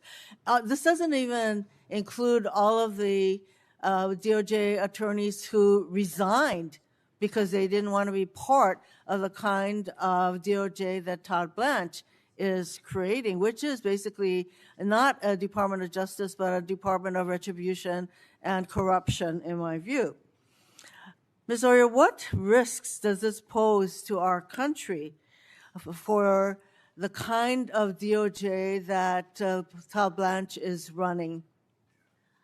Senator, one of DOJ's greatest strengths historically has been its non-political career workforce of experts, people who are experts in their subject matter. That is crucial to keeping all of us safe. We need people who have specialization in things like national security, prosecuting child exploitation, all manner of sophisticated crimes involving cryptocurrency. Mr. Blanche has decimated the expertise of the career workforce. The Justice Department has lost over a quarter of its attorneys under his leadership and has not been able to replace them, certainly not with experienced, knowledgeable, non-political people. I think the DOJ is very much losing its credibility. And as Mr. Ashcroft mentioned, credibility and trust in DOJ is very important. The rule of law is very important. We have a president who does not believe the rule of law applies to him, and his attorney, Mr. Blanche, is helping the president, proceed with his basically anti-rule of law agenda. I thank everyone for testifying today. Thank you. Senator Booker. I just want to start off by saying, Ms. Oyer, I hold you in the highest esteem and respect, especially what you're doing now as a private citizen. You use a platform to educate people about the law. It is technical, but yet accessible.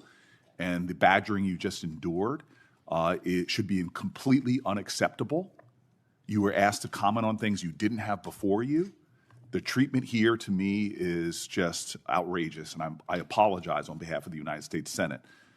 This idea that as a private citizen you can't sell things is insulting to me when we have Kash Patel, our sitting FBI director, selling merch on his site, when you have a president of the United States hawking the Bible,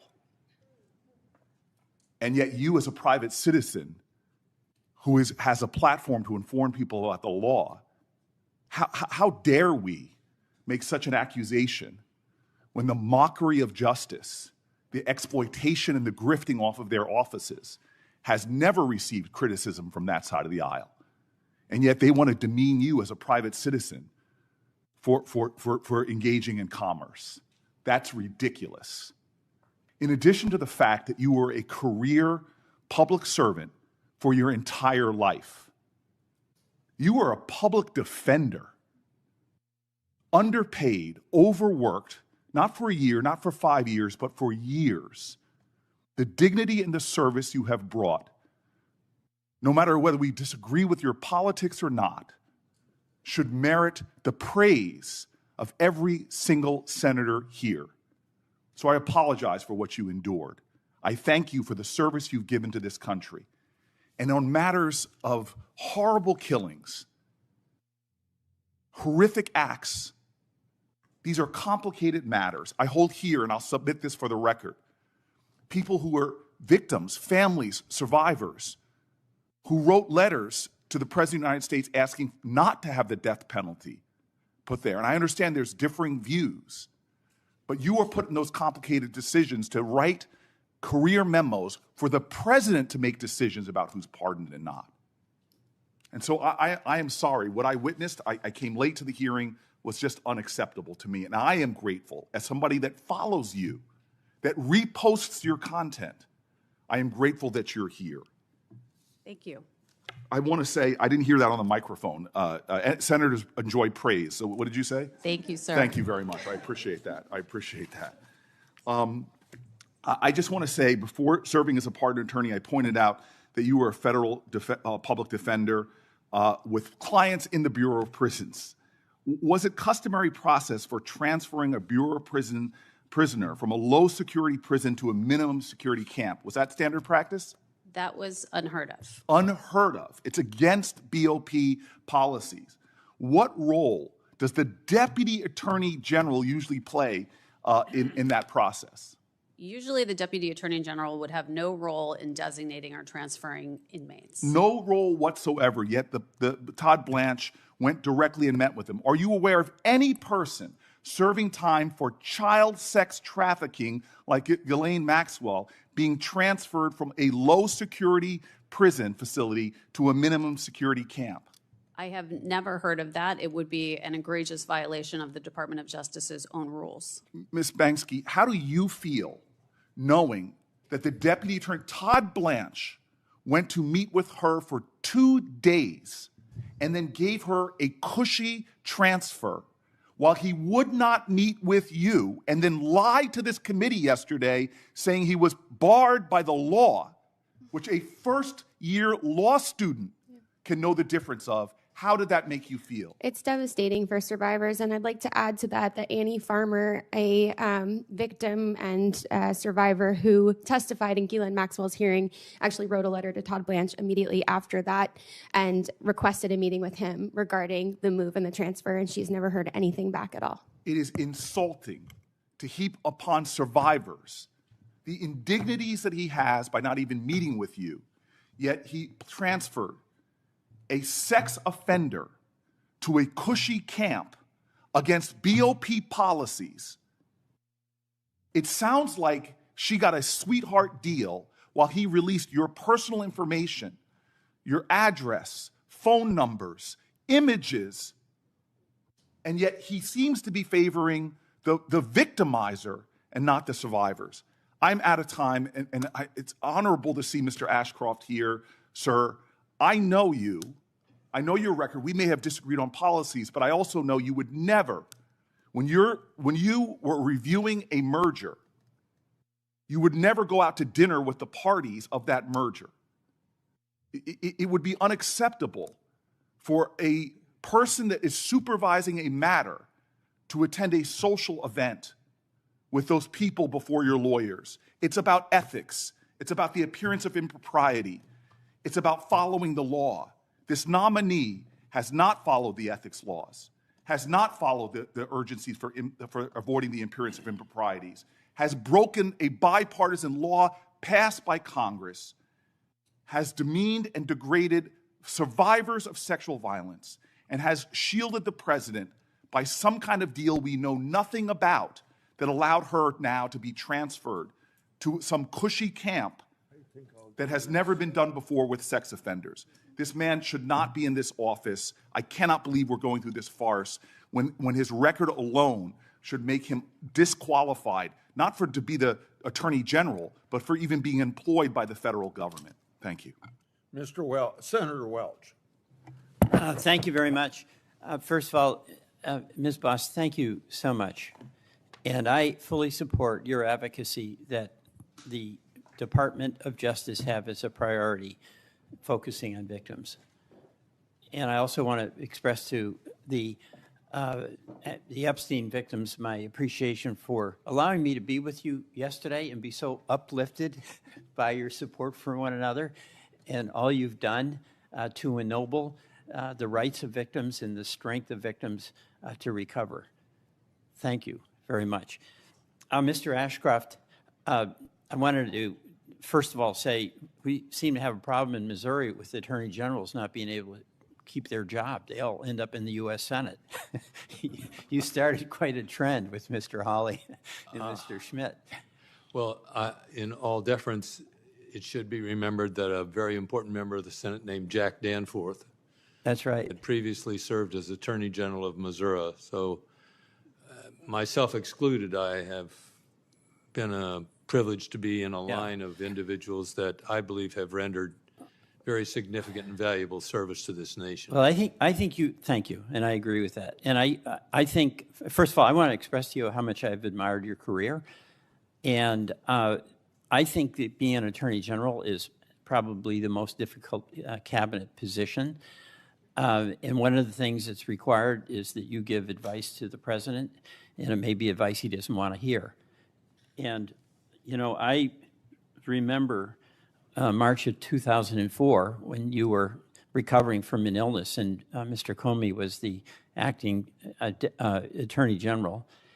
And the president's counsel came to your hospital room and wanted you to sign off on a security law that Mr. Comey, in his opinion, thought was not legal. And you said that was Mr. Comey's decision because he was the acting Attorney General. Is that right? I believe that the the written reports, you know, it's been in novels and other things, and I have no reason to contest what they've said.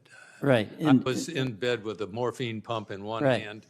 I was in what you call, what do they call this, intensive care. And but the bottom line here is that the president wanted an answer to permit him to proceed, but it was the opinion of Mr. Comey at that time that that was not legal.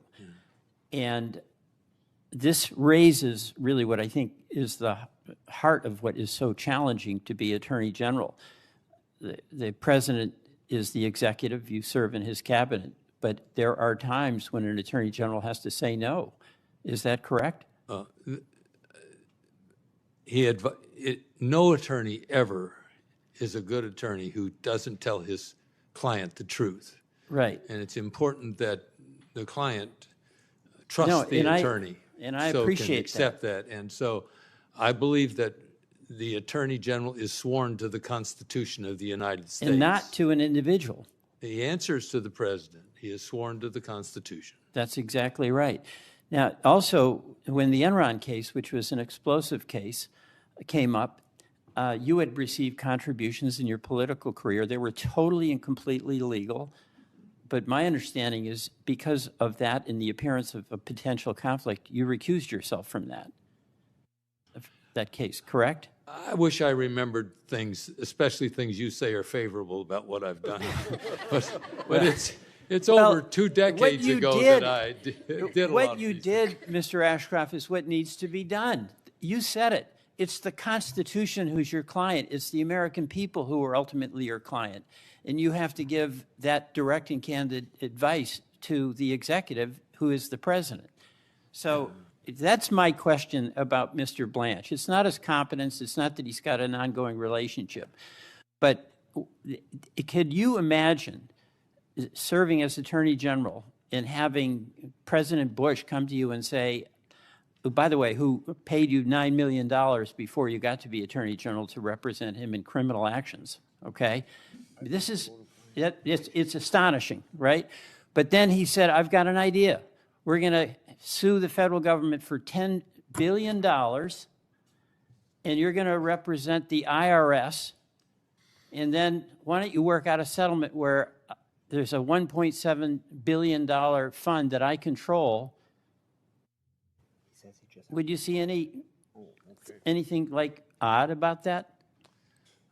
I didn't have that situation. I didn't have a president that had been the subject of illegal disclosure of his activities. No, but criminal disclosure. I want to get to your judgment on this because but I swore to tell the truth, the whole truth, and nothing but the truth. That's a big challenge in an oath, and so I want to give my answer and not your answer, although I respect your question.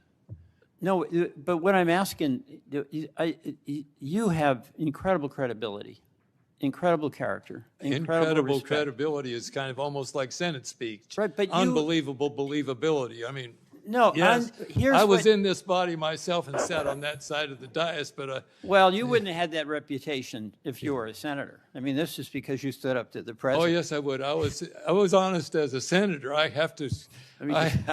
I confess my faults from both eras, both my legislative. I'm just going to finish. Thank you for your indulgence. But number one, when you saw that there was the appearance of a conflict, you did not continue representing the government in the Enron case. Number two, when it came to a president's demand on something of vital concern to the president, a national security law, surveillance law, where it was the opinion of your department that it was illegal, you stood up to the president and didn't cave. I respect that, and I believe that's the obligation and the burden of whoever serves as our Attorney General. Mr. Blanche does not share that. I thank you for that respect. I hope when I grow up I live to do things right. Senator, tell us. Mr. Ashcroft, and to all the witnesses, thank you for being here. Mr. Ashcroft, I told the chairman, or I told the chairman's staff I had one question, but like John Kennedy, it has two parts. My first question, Mr. Ashcroft, I mentioned yesterday that I'm disturbed with the political physics going on today. If you think about the Obama administration, they had vindictive prosecutions. President Trump came in, more or less matched up on some of it. President Biden comes in, goes a little bit further, and this administration seems to me, when we're doing 8647, we're doing indictments for that, unless there's other, it's an active investigation, but that's a reason to bring Mr. Comey and do a perp walk because he arranged shells 8647 on a beach in North Carolina. That's all we know right now. It just seems like, it seems to me like there's a continuing, this exceptional nation we are, Americans always want to do better, get bigger, higher the next time. Am I wrong, or am I perceiving a continued escalation of prosecutions, that some of which really, because of the way that they're being adjudicated, they're not being successful? It just seems to me that we're like shooting, shoot, ready, aim on some prosecutions. And I'm not only talking about the current Trump administration. I'm going back to the Obama era. Do you agree with me that there seems to be a trend that each administration, we seem to be upping it of late? I'm not sure I could quantify any disenchantment. Okay, that's okay. I believe that's fine. I believe that I think partisanship. Yeah. And no, that's okay, Mr. Ashcroft, because I'm going to live up to my promise to yield back some time. My point, I'm a management consultant. I'm not an attorney. I'm not a prosecutor. I'm not a law enforcement officer. But I deal with facts and empirical data pretty well. I guarantee you, I can give you a list of cases and a list of investigations, a list of vindictive audits. And every year, it's like from 2008 to 2012 to 2016 to 2020 and 2024, one party is going to have to actually be an adult in the room and stop it. And our members here need to stop having situational ethics where they're only opposed to it when the other party's in power. But that was not my question. Yesterday, before the hearing, and Mr. Blanche, I have a positive predisposition to, just so that everybody knows. I have not made a final decision. But Mr. Blanche said very quickly yesterday that he would meet with the victims, the Epstein victims, today, if it could be arranged. Well, right now, the markup, if you all don't know procedure here, after this hearing is done today, next week we'll hold it over. The earliest possible markup would be 2 weeks from now. And because it seemed to me that Mr. Blanche was willing to say that he would meet with them and counsel, I understand the restriction that counsel has to be present. I expect that meeting to occur before I'm willing to vote out of this committee. And I'm trying to get to yes. But this is a very important part of getting to yes. There should not be any reason why, based on what Mr. Blanche said yesterday, if he said that he would do it today, then he can certainly do it over the next 2 weeks. Thank you, Mr. Chair. I yield back. Yeah. Talking about what you said, what advice or how political Attorney General office is, I remember that Holder said he was a wingman for President Obama. That's exactly right, Mr. Chair. And anybody who comes up here and steps up on their pulpit, and then all of a sudden I can go back and see of record the absolute silence of Democrats when Biden and Obama did the same thing. I'd love to see a Democrat who has taken the position that I have with an administration that shares my jersey, because that's the only way this nonsense stops. Senator Schiff. Thank you, Mr. Chairman. Mr. Adler, thank you for being here and for your many years of service. Ms. Oyer, likewise, thank you for your courage at the Justice Department and for your willingness to speak out. Ms. Boss, I'm just heartbroken for your loss and very much appreciate your advocacy. And Ms. Bensky, thank you for your willingness to speak out and for all of the Epstein victims that are here. I'm glad the Attorney General finally acknowledged that he could meet with you. I was perplexed when he said somehow that he was prohibited. That's simply not the law. And I hope that meeting takes place. Mr. Ashcroft, thank you for your service. I wanted to ask you about some remarks the Attorney General made when he said that he thought the president, he was asked about the president targeting his political opponents and enemies for prosecution. And I don't subscribe to what I think is a false equivalence. We've never seen a president behave this way, where he openly and privately calls on the Attorney General to prosecute his enemies. And I want to ask you about that, Mr. Ashcroft, because Mr. Blanche has said that he believes the president has both the right and the duty to use the Justice Department to go after his enemies. Do you subscribe to that view? Thank you, Senator. I believe that the Attorney General of the United States has the right and responsibility to enforce the law uniformly. And if the law has been broken by the president's enemies, he has a duty. They do not become exempt from following the law merely by their enmity to the President of the United States. As a matter of fact, the people who break the law are in enmity with the people of the United States, whose expression of what is the law has been developed in this body, in the Congress of the United States. So we used to call people who break the law public enemies. Well, Mr. So my view is that whether a person has been a political supporter or not of the President of the United States is not the determining factor regarding prosecution. It's whether a person has violated the law, and in enforcing the law, the Attorney General is carrying out the will expressed in the Congress. Mr. Attorney General, you realize, having sat here, my time is very limited. That really isn't my question.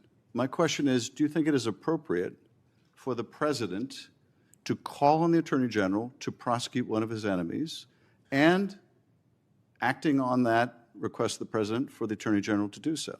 The President of the United States is the executive branch of the United States whose charge it is to enforce the laws of the United States. So when the President of the United States asks that the laws be enforced, I don't see that as consistent with his duties or responsibilities.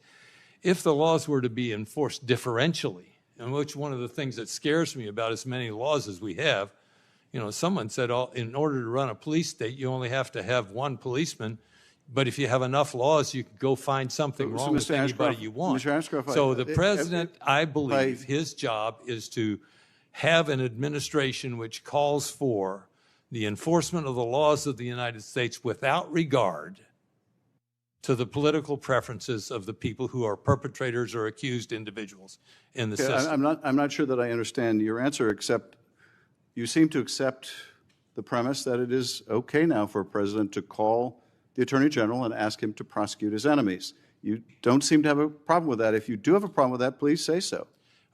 I believe the president needs to be an advocate of strong law enforcement. Okay, that is, and that includes with respect, enemies of his. With respect, Mr. Attorney General. If an enemy of the president goes out and conducts a violent crime, it's nothing wrong with the president calling the Attorney General and saying, I hope you do something about this violent crime. And if the president's enemy takes a photo of seashells, you think it's appropriate to prosecute them? If senators make a video stating the plain law and Constitution that you can disobey an illegal order, you think it's okay for the president or others to call on them to be prosecuted? I don't think so. I don't think so. And I don't think you would have done that as Attorney General. I hope you wouldn't have. If you would have, you were not the Attorney General I thought you were. I don't think it's appropriate for this Attorney General or any other. And I don't remember seeing, notwithstanding the false equivalence I hear expressed so many times from my colleagues in this committee, I don't remember any Democratic president calling the Attorney General and saying, you need to prosecute him, and you need to prosecute her, and you need to prosecute them, and you need to go after this organization. We have never seen that before or anything like it. Anything like it. And generic statements, oh, they all do it, is simply not the case. And by making that argument, it just further erodes the wall of independence that I'm sure, Attorney General, you remember after Watergate, when because of the abuses of President Nixon, there was an effort to make the Justice Department independent from the White House, not completely independent in the sense that the president couldn't set general priorities. I want you to emphasize these cases and these cases, whether it's immigration cases or drug cases. That was always appropriate. But what has never been appropriate, and particularly so after Watergate, was for the Attorney General of the United States to break that wall and call on his Attorney General to prosecute his enemies. And I would say even without any basis to do so. And this Justice Department has been willing to do so and has gone before grand juries, and we have never, I think, seen the likes of this either in these high-profile cases where the grand jurors, in some cases to a person, have refused an indictment. How often did you have that happen to you, Mr. Attorney? Last question I'll ask you. How often, Mr. Attorney General, did you seek an indictment as a prosecutor and have not a single grand juror vote to indict? Did that ever happen to you? I don't know. I just don't know. I thank you, Mr. Chairman. Senator Brett. Thank you, Mr. Chairman. Appreciate all of you being here today, witnesses taking your time to be in front of us. Before I start, I want to say thank you to Attorney General Ashcroft for being here today and your service to our country, both as Attorney General and as a United States Senator. And also thank you for your kind words about Senator Graham. Really appreciate it. Mrs. Boss, thank you for sharing your story. Reliving the worst day in your life, being willing to tell your story so that people hear it. Really appreciate it, and I'm so sorry for your loss. We're going to talk a little bit in a second about people needing to meet with survivors, which I completely agree with, and victims. Let me ask you a question.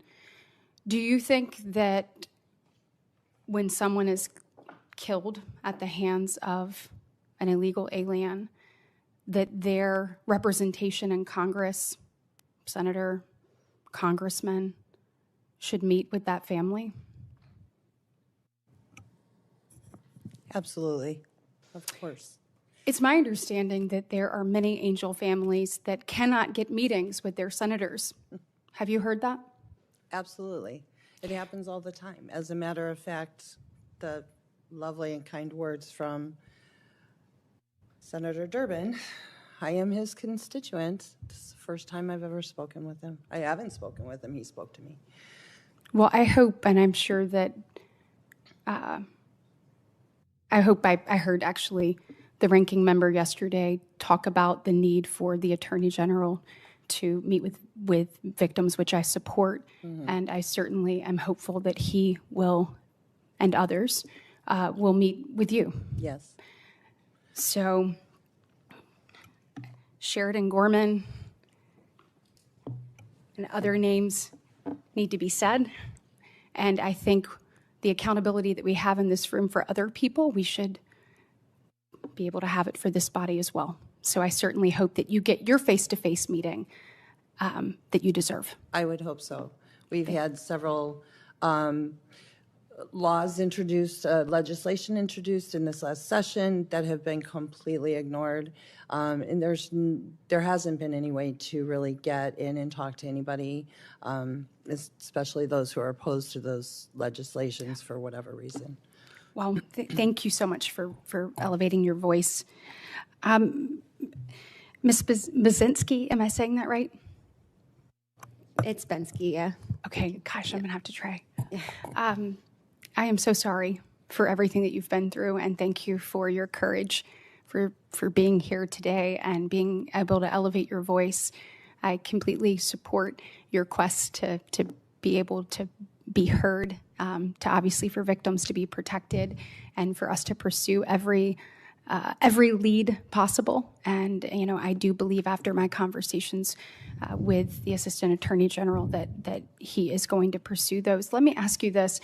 Were you asked in the previous administration, did you ever have an opportunity to sit down with the then Attorney General, Merrick Garland? We did not, but there were active investigations going on because of Ghislaine Maxwell's hearing. So, but did you ever have a face-to-face with him? No. No. Did y'all request a face-to-face?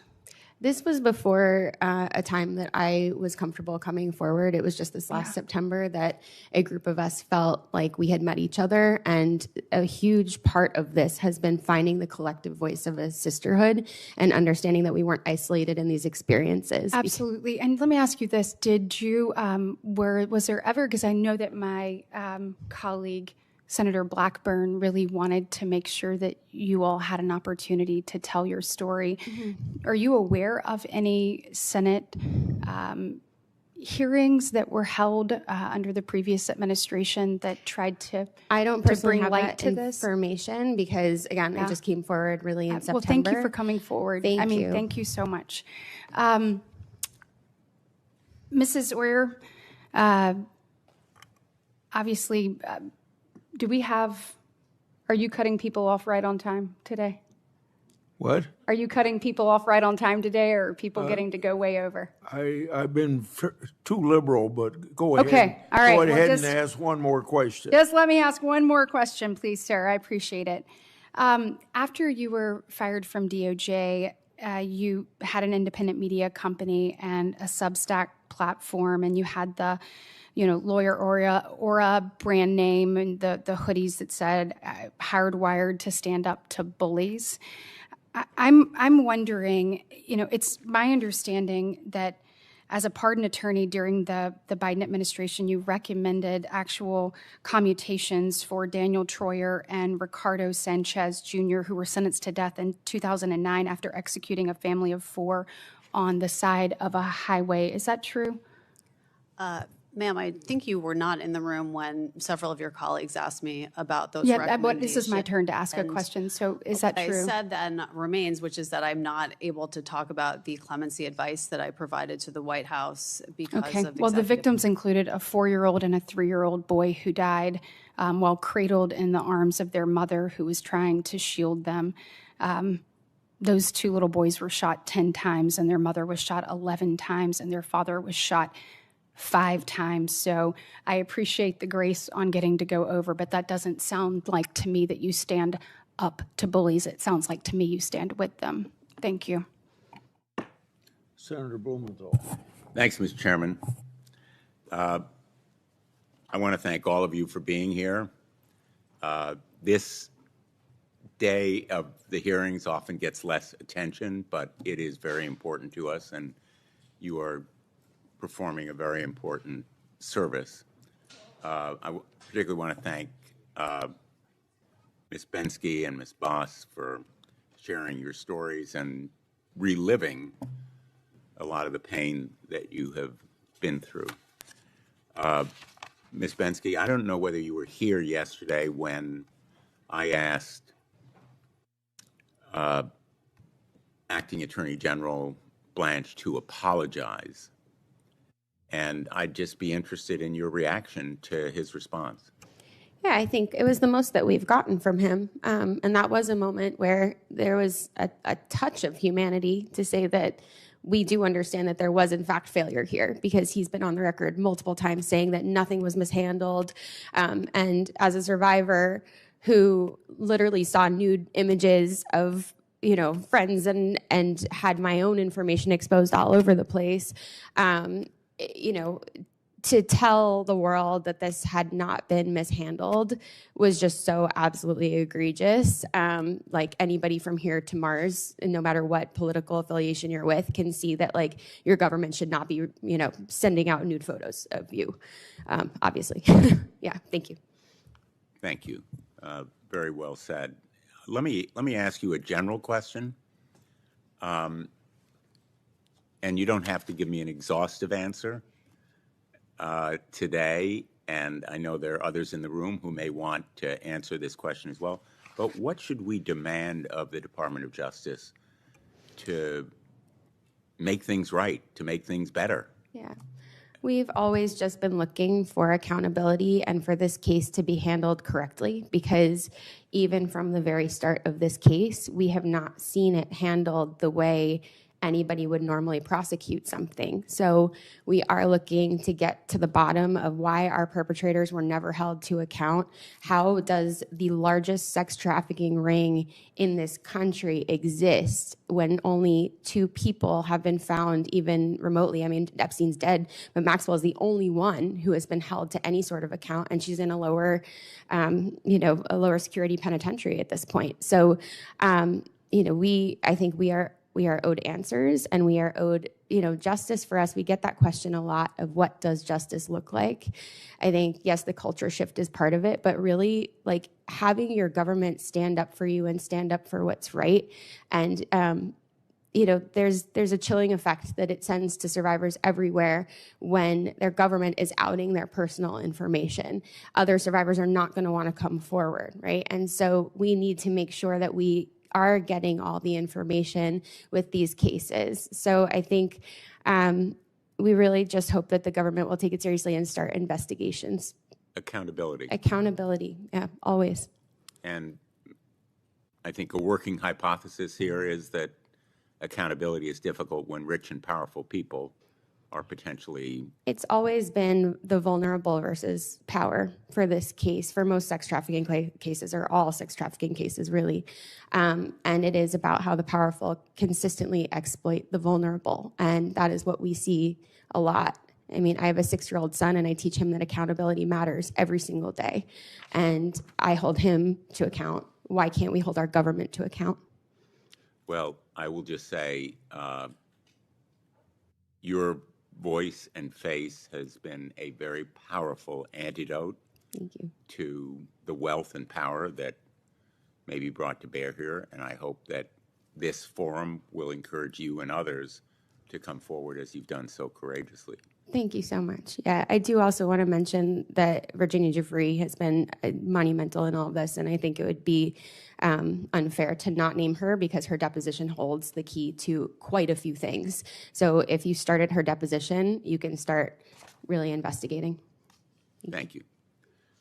Ms. Oyer, I want to ask you about the pardon that I mentioned yesterday. I asked Todd Blanche about it. David Gentili, sentenced to 7 years for a multi-million-dollar fraud scheme that involved a 7-year sentence. He served 12 days of it before he was pardoned. He boasted to his fellow inmates that he was going to pay $2.5 million to someone to get him out. Father Frank Mann told one of his parishioners that he had talked to President Trump to get David Gentili out of prison. These are facts that have been publicly reported. the investigation into the potential impropriety of this pardon was shut down, allegedly, by high officials in the Department of Justice, talking to the U.S. Attorney in the Southern District of New York, Joe Nocella. I know you're not familiar with the facts. I'm not going to ask you whether you believe that that reporting is true. Mr. Blanche never denied it. He basically said, well, it was a leak. Sometimes leaks actually involve truthful information. But the point that I think is lost here is that that pardon involved $16 million in forfeiture to innocent victims, many of them retirees who were depending on that money to survive. And he will no longer be required to do restitution. So his ill-gotten gains, some of which he may have used to pay for his clemency, so to speak, are not going to go back to the people who were cheated, his victim, as a result of that pardon and clemency. So I guess my question to you with this introduction is essentially, are victims and survivors often re-victimized by pardons that are unjust or unfair to them? And shouldn't we have them given a voice and recognize the Constitution gives the president unlimited authority? And it's one of those powers that's unchecked, rarely. But isn't there a need to give the victims a voice in this process? Yes, Senator. The millions of dollars that Mr. Gentile stole from his investors, unfortunately, are a drop in the bucket of the restitution that victims have been deprived of as a result of President Trump's pardons. He has forgiven over $1 billion in restitution that is owed to victims of fraud, as well as money that is owed to taxpayers by people who committed white-collar crimes and who have served, in many cases, none of their sentence and repaid none of their money. That is not consistent with the regulations that the Justice Department has in place for evaluating applications for pardons. The Justice Department historically has looked to see that people have repaid their debts before recommending clemency, but this president is using clemency in a strategic, transactional way to forgive huge amounts of debts owed to taxpayers and crime victims. Senator Durbin. Mr. Chairman, in closing here, I would like to make a couple points. Please do. First, I understand that the senator from Alabama mentioned my name while I had stepped out. Ms. Boss, anxious to meet with you. I hope we can do it soon, maybe even right after this, because I know it was a hardship for you to make this journey here to testify from Illinois, and I don't want you to have to wait to see me. I want to meet with you now, and we can talk as soon as this meeting adjourns, if it's okay with you. If it fits in your schedule. Let me say a word about Ms. Hoyer. I'm glad that the senator from New Jersey said what he did about you. I believe the fact of the matter is that most of the things that were brought up today in this hearing about your activity related to a decision by the Biden administration as they were leaving office to turn death penalty convictions into life imprisonment instead. Is that correct? That's right, sir. That reflects, I'll say this, you don't have to comment on this. I believe that reflects President Joe Biden's opposition to the death penalty. I share that opposition. There are people in the audience who agree with me and some who vehemently disagree with me. But America is divided on this issue. I didn't have this position my entire political career, but toward the end of it, I've come to the conclusion, as Justice Blackmun did at the end of his conclusion of serving on the Supreme Court, that he no longer wants to tinker with the machinery of death. The fact of the matter is, there are clear cases where one can argue a death penalty, and there are cases which we have found were wrongly decided, and people faced a death penalty or worse until evidence and other things were discovered at the end. That is my position. That was Joe Biden's position. That's why the cases which were brought up today are so serious. And I believe that you were doing your job as a pardon attorney to advise him as to his decision. But is it not true that the final decision on the disposition of these inmates was the decision of the President of the United States? That's absolutely correct, Senator. So if you want to take exception to Joe Biden and his position, be my guest. But to blame you for those, I think, goes beyond your responsibility as pardon attorney. And I would just say I know the controversy behind this issue, but I feel that that's what led him to his conclusion. Ms. Binsky, thank you for bringing your friends with you today. It is great to see them, and I hope that what you heard from Senator Tillis is a promising possibility that he said he would not, I hope I'm saying this correctly, he wouldn't vote to confirm this nomination until there's been an actual meeting. That would be a dramatic work of progress for us to reach that point. And because you had the courage to stand up, not only you, but your friends, we have achieved that, I believe. I hope that's the fact. Thank you, Mr. Chairman. Yeah. Thanks to all of our witnesses for being here today and for traveling the long distances some of you have had to go. We're grateful that you did it. For all the members of this committee, written questions to these witnesses here are due on Wednesday, July 22 this year at 5 p.m. The hearing is adjourned. Thanks, Chair. Yeah, thank you. I'm going to go see if the Finance Committee is still meeting. Okay. Yeah.